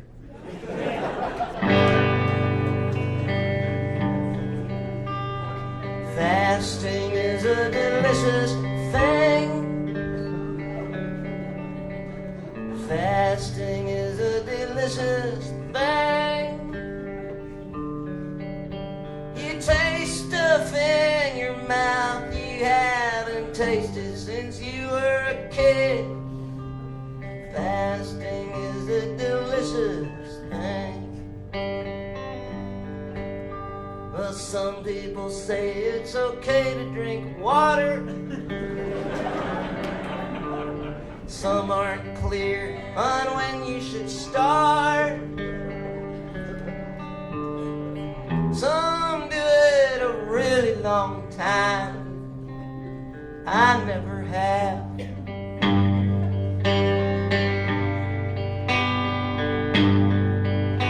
Well, here's how I'd like to record a record. Get 6 or 8 people that I really like. Only have tea for 5 or 6 days. Get a good engineer and just record all the time.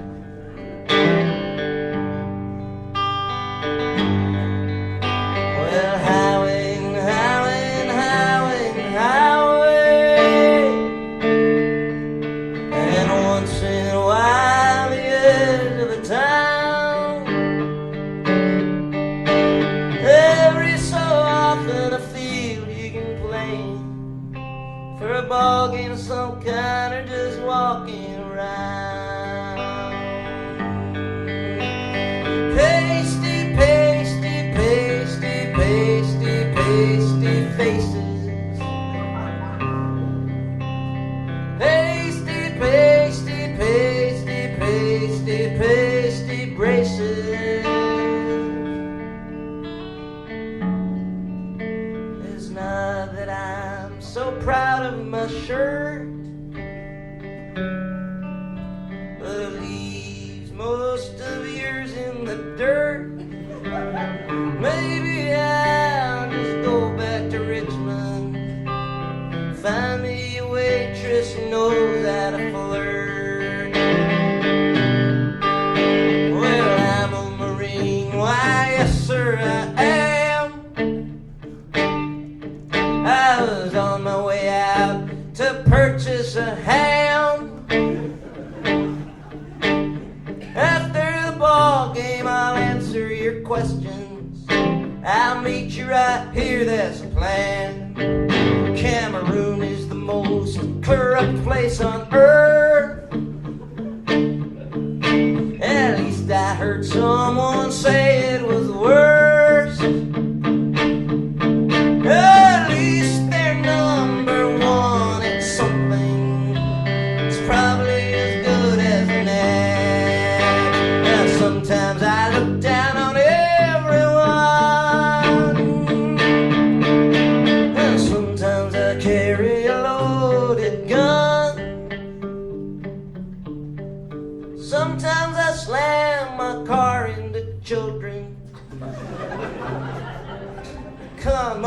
time I don't.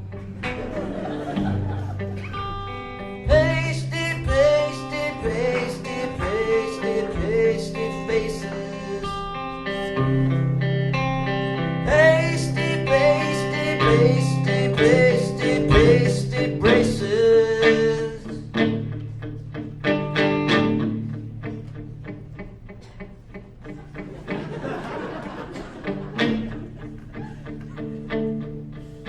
Well, I don't make it tonight, like I said.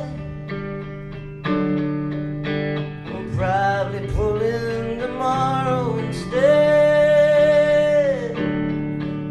My rear view fell off a few weeks ago. I guess I don't need it no more.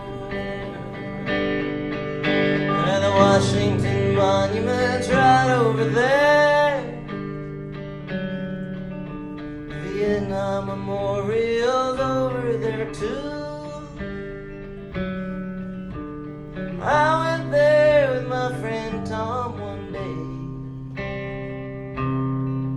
day. He said all that stuff's nothing no more.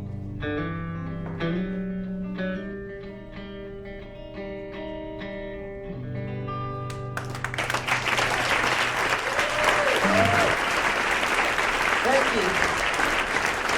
I'm gonna do one more.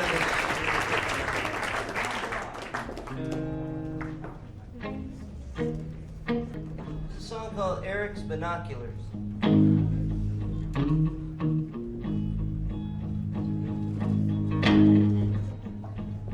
The wheelchair judge was toughest on sex offenders. He said, I judge impartially and not from my condition.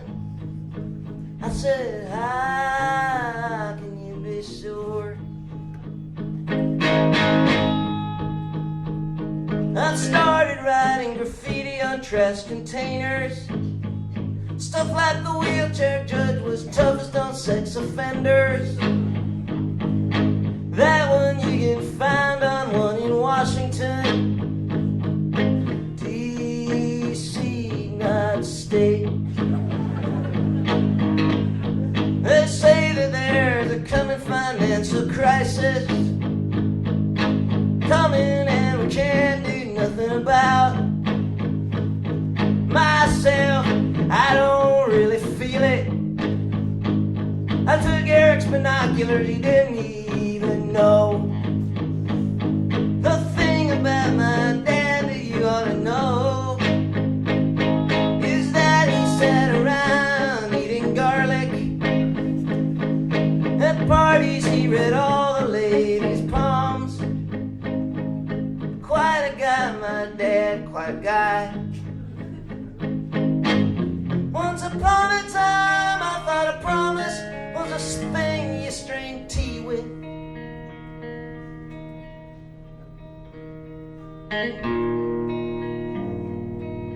Pretty strange the way things go sometimes. It took Mark McGuire to make Roger Maris famous. The emperor still got no clothes on. Maybe all the emperors ought to just go naked. Once upon a time I thought Texas was a part of Mississippi.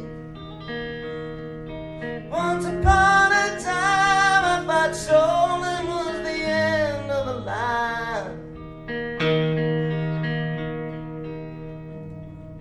I spent much more time in a plane than any president before Hoover.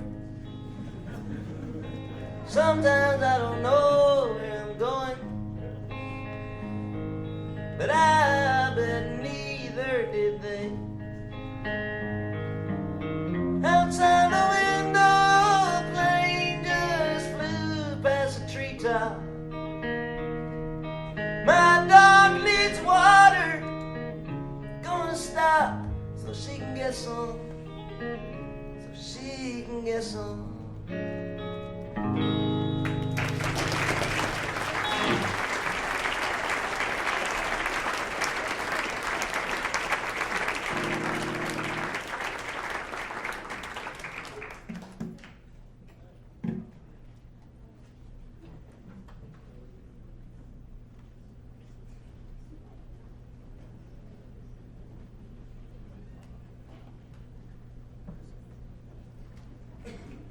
set is like the dark side.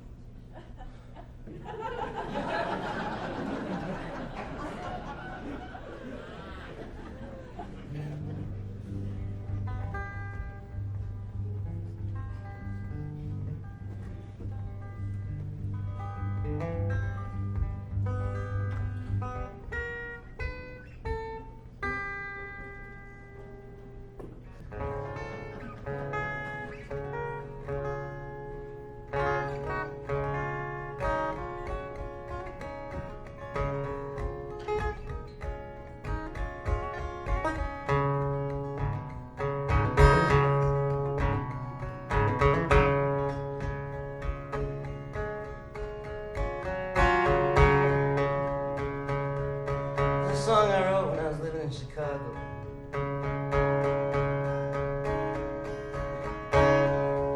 Are these notes that I should be reading? But it's not a curse. Well, a little vicious.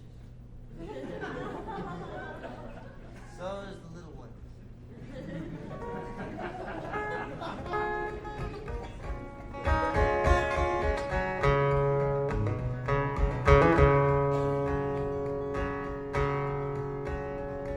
The girls on Wilton could be movie stars, but they sit and watch their men work on their motor cars. Jessica paddles, Angela steers. What do they do in 25 years? And I wonder if they wonder why they're gonna be. Girls on Wilton sit out on the porch at night. I wonder if they brush their hair by candlelight. Garbage men sit around, it looks like hell. Nobody can speak English too well, and I'm hoping that they're hoping that they're gonna be something good, something inspired, something good, like some urban Robin Hood, extraordinarily good. Something inspired, somebody who does something different, does something new, does something better than the others do. Better than the others do. Better than Addison and Fremont do.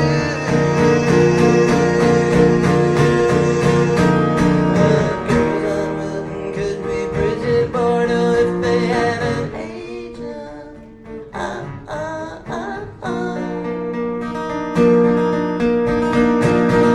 Girls on Wilton could be Bridget Bardot if they had a resume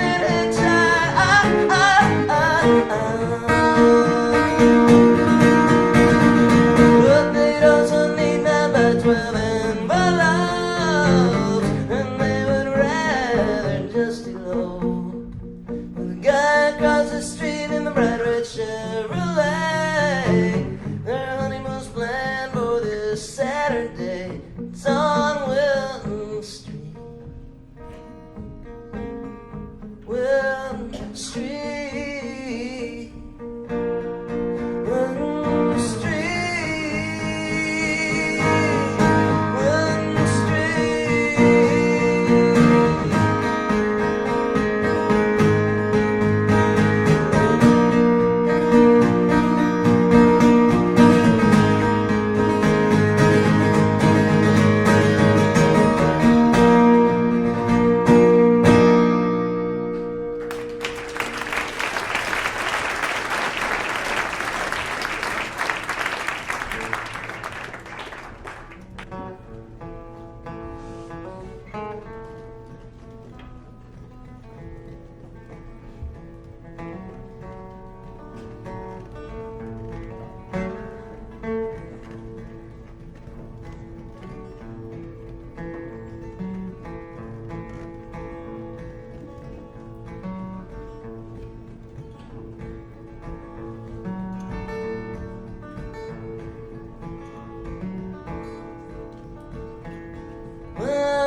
much of a patriot. I don't like the national anthem before a game. It intrudes on whatever great thoughts I'm having at the time.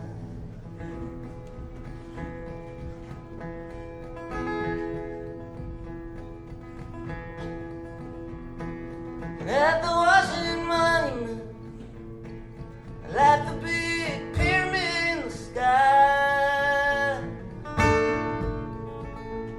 But all the flags around it kind of make me nauseous. But my mom told me about Germany before the war. Hearing them marches in the street, getting thrown out of school. And she watched the synagogue burn, burn, burn. And she watched the synagogue burn.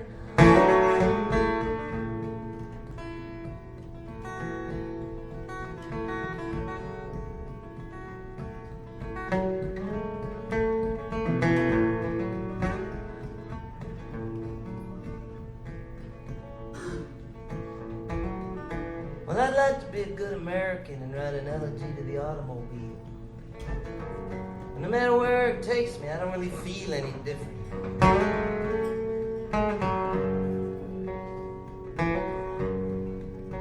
I got one foot in the black and white two-dimensional ghosts of Lithuania, and the other foot in sunny California, where the people are all friendly as they drive their Mercedes to the mini mall or take a lunch or network with you, drive past and kill you for no reason. These are my ghosts: Uncle Emmanuel, Uncle Eli, Aunt Mia, and my grandparents, Jenny and Tobias, none of whom I've ever met. I saw some letters once that they wrote to my dad in Palestine not too long before they all got shot. My only link to them was my dad. He knew them. He knew me. He's gone too.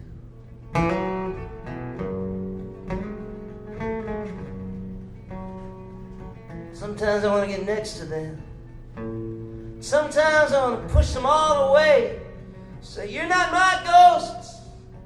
I live in sunny California. I drive a 1992 red Chevrolet. I drive fast and I drive as far west as anyone can drive. 8,000 miles from Lithuania. And if I could escape by driving further, I would. But it doesn't get me any place new.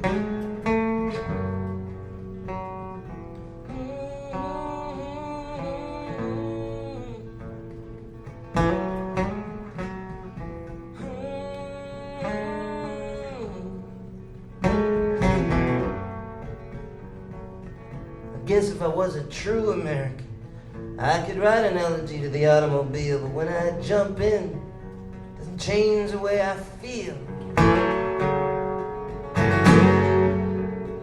I sometimes want to dance on Hitler's grave and shout out Groucho Marx, Lenny Bruce, Leonard Cohen, Philip Roth, Bob Dylan, Albert Einstein, Woody Allen, Leonard Bernstein, Harry Houdini, Sandy Koufax, Emma Goldman.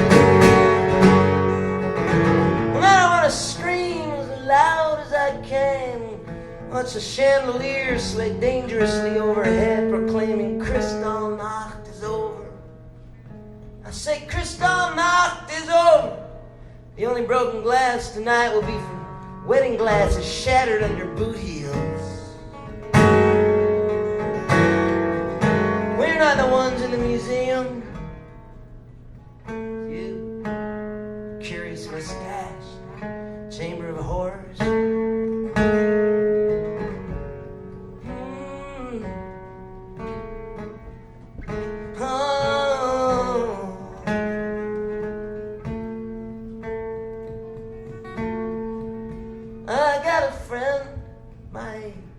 I met in Auschwitz on the day of liberation.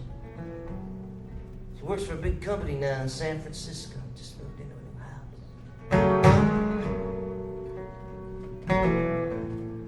I have a friend who lies in her hospital bed after 15 operations from one botched appendectomy. I go to visit her, all down with the heart heavy from the things on my mind. She cheers me up. I saw my dad tell jokes and teach me how to laugh. 30 years after his parents, brothers, and sister were all murdered in the streets of Lithuania. See trees growing tall, sun coming up, the ocean roaring home, and I know I must go on. I know I must go on. Cowardly to stop. Be an aberration to do anything else.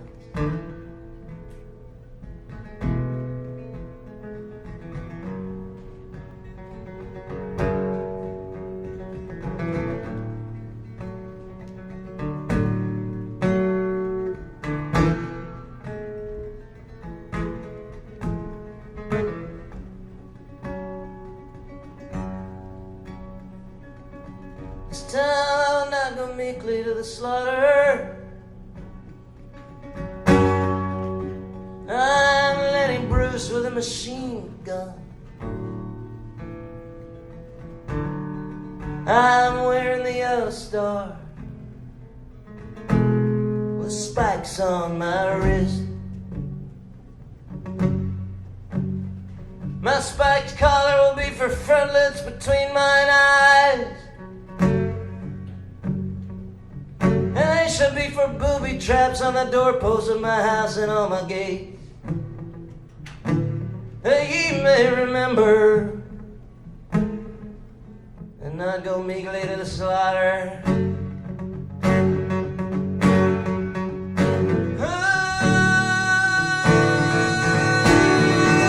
Yellow star.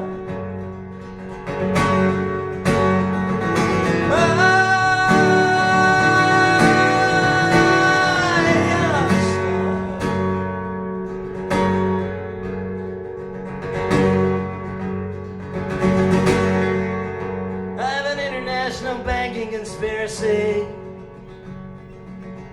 to bomb all the blue banks with looted gold. I have a fleet of rider trucks on 24-hour call. I'm wearing the yellow star. It stays out of my way. Flower on my lapel shoots that nerve gas for a laugh. Battered brown suitcases filled with explosives and propaganda films. My shirt is striped, my boots are black. I've learned from my enemy.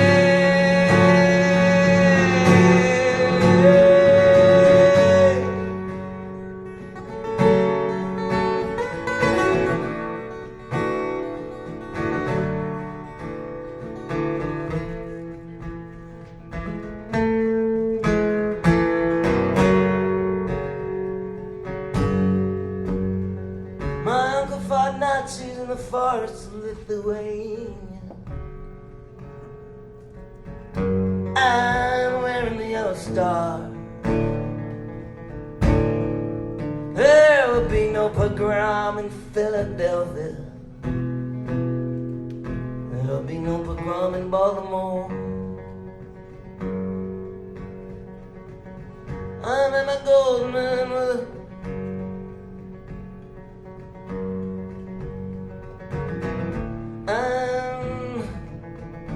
Chico Marx with a machete I borrowed from Ozo Motley.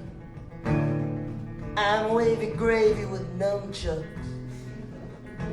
I'm Abby Hoffman with a packet of sarin.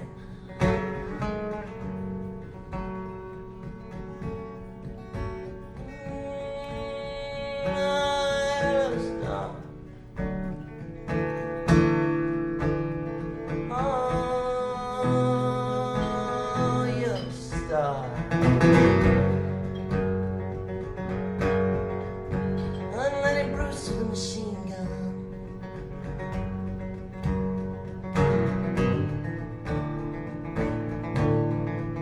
I got a rocket launcher on the doorpost of my house and on my gates.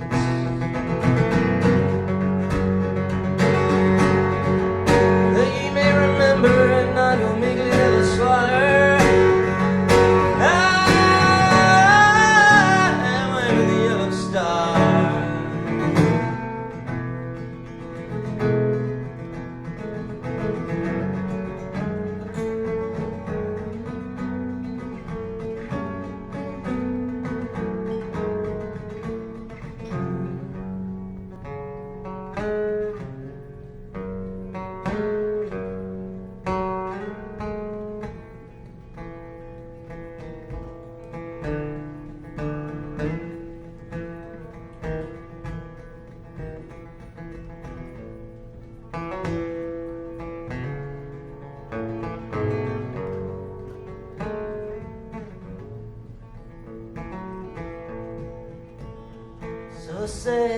So sad the news come away this morning.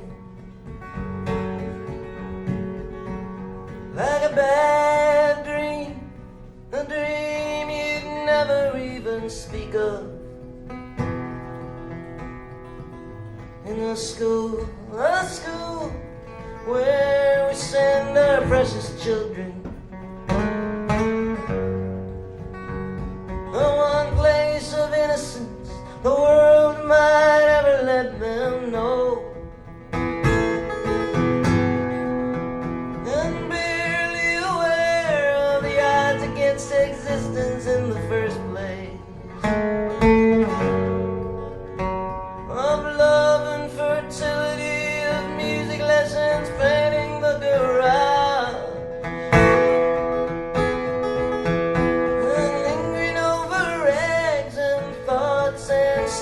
Conversation and plans for the weekend and one last pause to pet the dog and a glance at the clock and the grabbing of a sandwich and the notebook. Confident of nothing but the unbroken days that they've been granted. Comes a child so full of anger and hatred, barely aware of the genesis coursing through his veins. With a gun, deaf and blind deliverer of madness, skilled in its delivery beyond his own uncomplicated brain.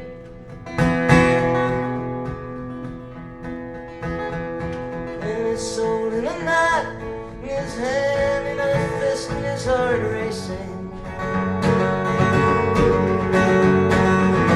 His mind sick with images, his slim shoulders finally feeling tall. And his fellow creatures, school kids and their crushes and their daydreams, struggling to unwrap the ancient secrets of geometry. And he pulls from his coat the instrument to shatter all forever. In a random blaze of insides and blood and endless now. And boom, flash, and again, and not even when it's over. Can any of them so much as summon up the sanity to scream? And on the floor, his classmates blown down and choking. As he lays his weapon on his desk, partly sure he isn't dreaming.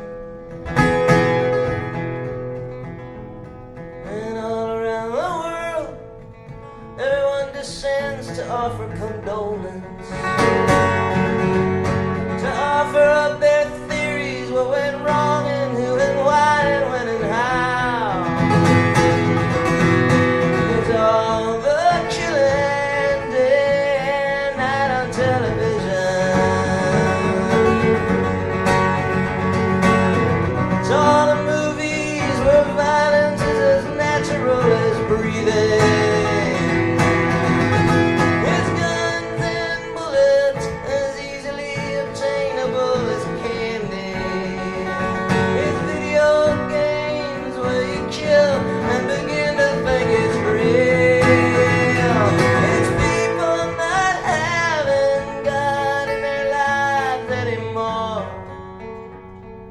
it's all of it or none of it, or some of it in various combinations.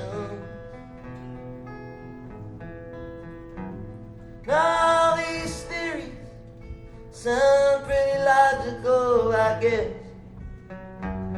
Though I ain't no scientist, I ain't no dissector of statistics.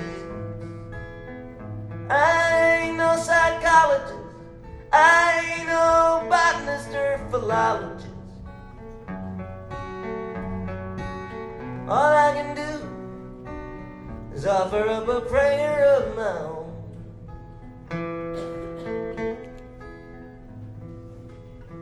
Talk to your kids, play with your kids, tell them your dreams and your disappointment. Listen to your kids, listen with your kids, watch your kids, let them watch you, and tell your kids the truth, best as you can tell it. No use telling lies, kids can always smell it. Cook with your kids, let them cook for you. Sing with your kids, teach your kids the blues, learn their games, teach them yours.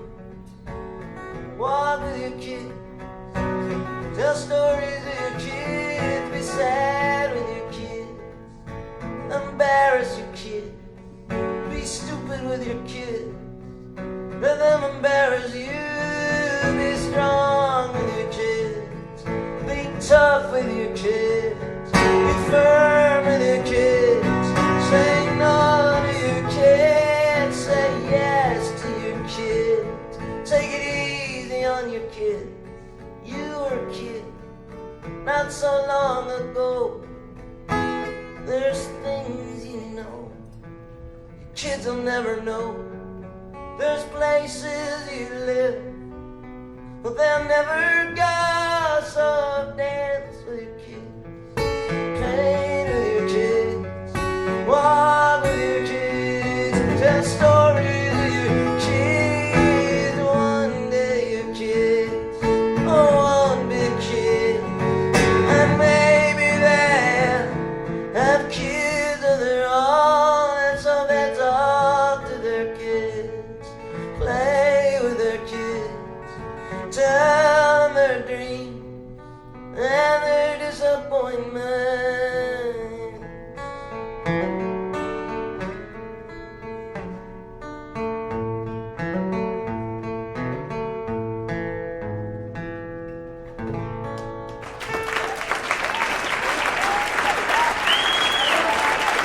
Thank you.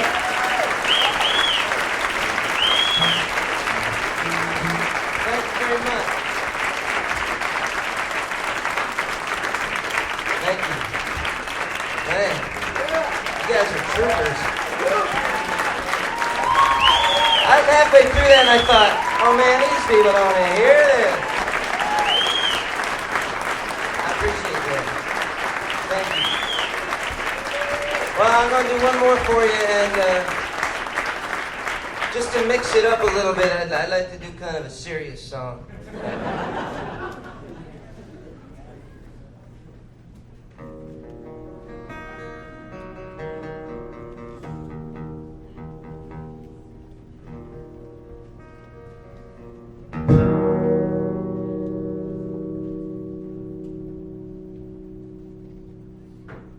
Well, the collective embrace, really, by all the countries of the world, for the work of Albert Einstein has been universally shared. Everyone thinks it's great about how E equals MC squared. But last week, while me and my friend Eric, same Binoculars guy, we're smoking a big fat doob, we realized E equals MC cubed. Einstein Einstein was wrong. Einstein was wrong. Everything he ever did was totally bogus. Black hole snow. Time travel maybe. The sun will only burn another 200 years.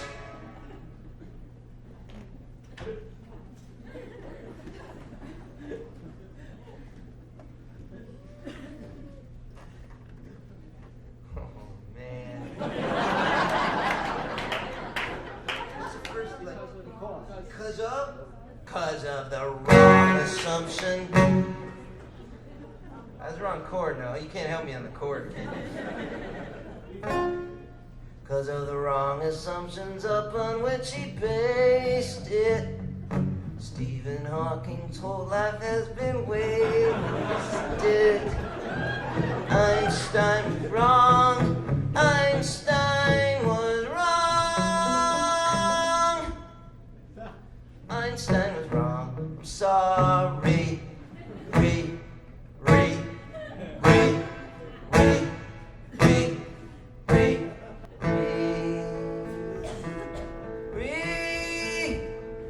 Return to sender, mama. Return to sender.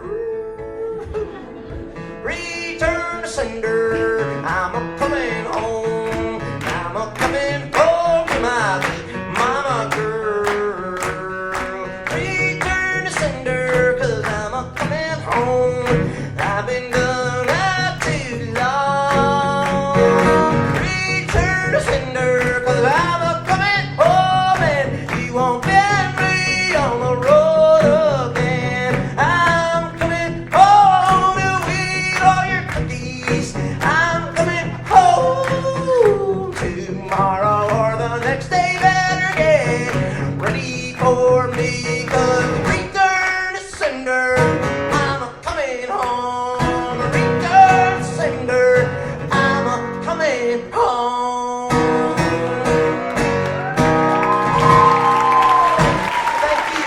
You've been an amazing audience for hanging in here. All right. See you New Year's Eve. Right here. I might be doing a few gigs at this little club in December called Nightingales. Watch for it. Bye. Thank you.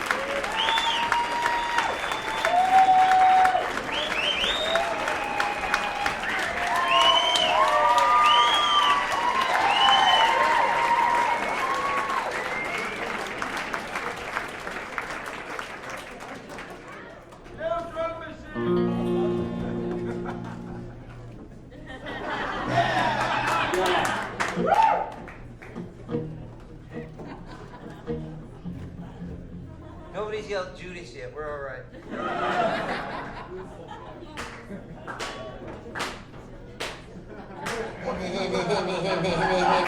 If you only really clap so hard.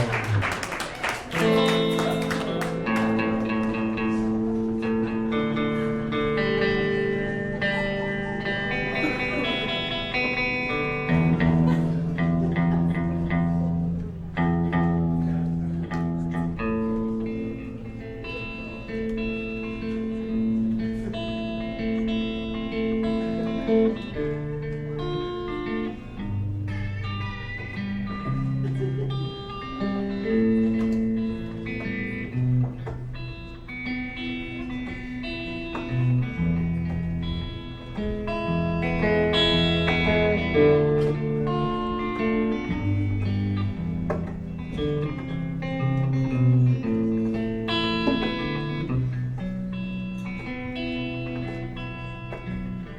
wrote this a couple of weeks after getting off the road, which was a kind of unusual experience. At first, actually, like the first couple of weeks, it was hell. It was pure hell. I didn't know what to do with myself. And now I still don't, but it's alright. I got a closet and drawers. I got a closet and drawers. Drawers to put stuff in. It'll be there when I return. In my closet there's 3 guitars. Take one out and I lean it against the wall. It'll be there when I need it. It's okay if I leave it. At night I sometimes watch the ball game in the office with the guys. Sometimes Natalie's there too.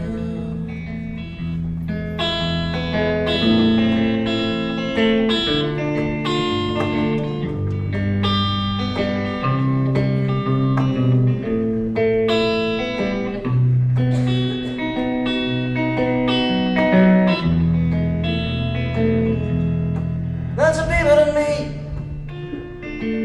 They're always out on the street. Stuff I buy in the store winds up on the floor. I got a monkey in red. He comes and sits on my bed. I read him stories at night. When I turn out the light, I got a lady in pink. She thinks she knows what I think. She's right most of the time. She makes me stop on a dime.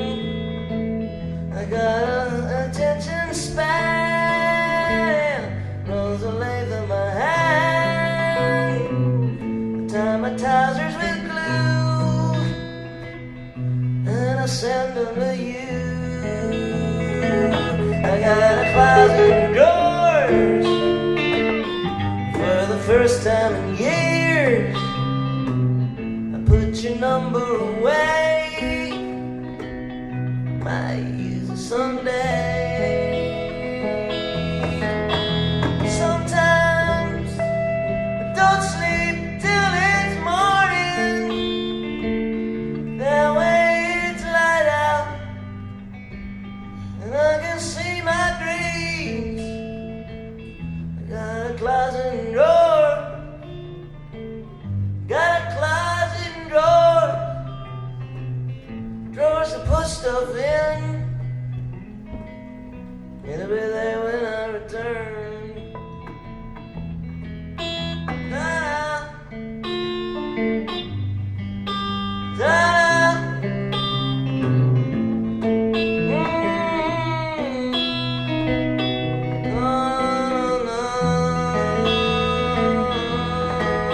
And I sometimes watch the ball game in the office with the guys. Sometimes Natalie's there too.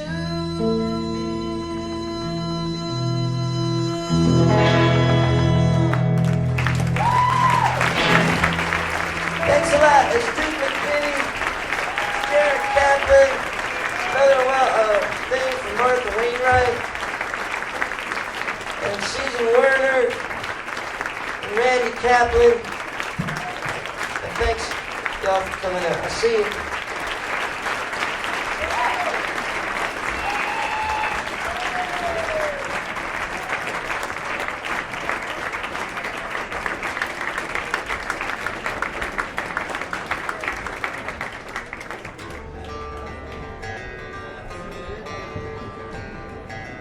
Ladies and gentlemen, as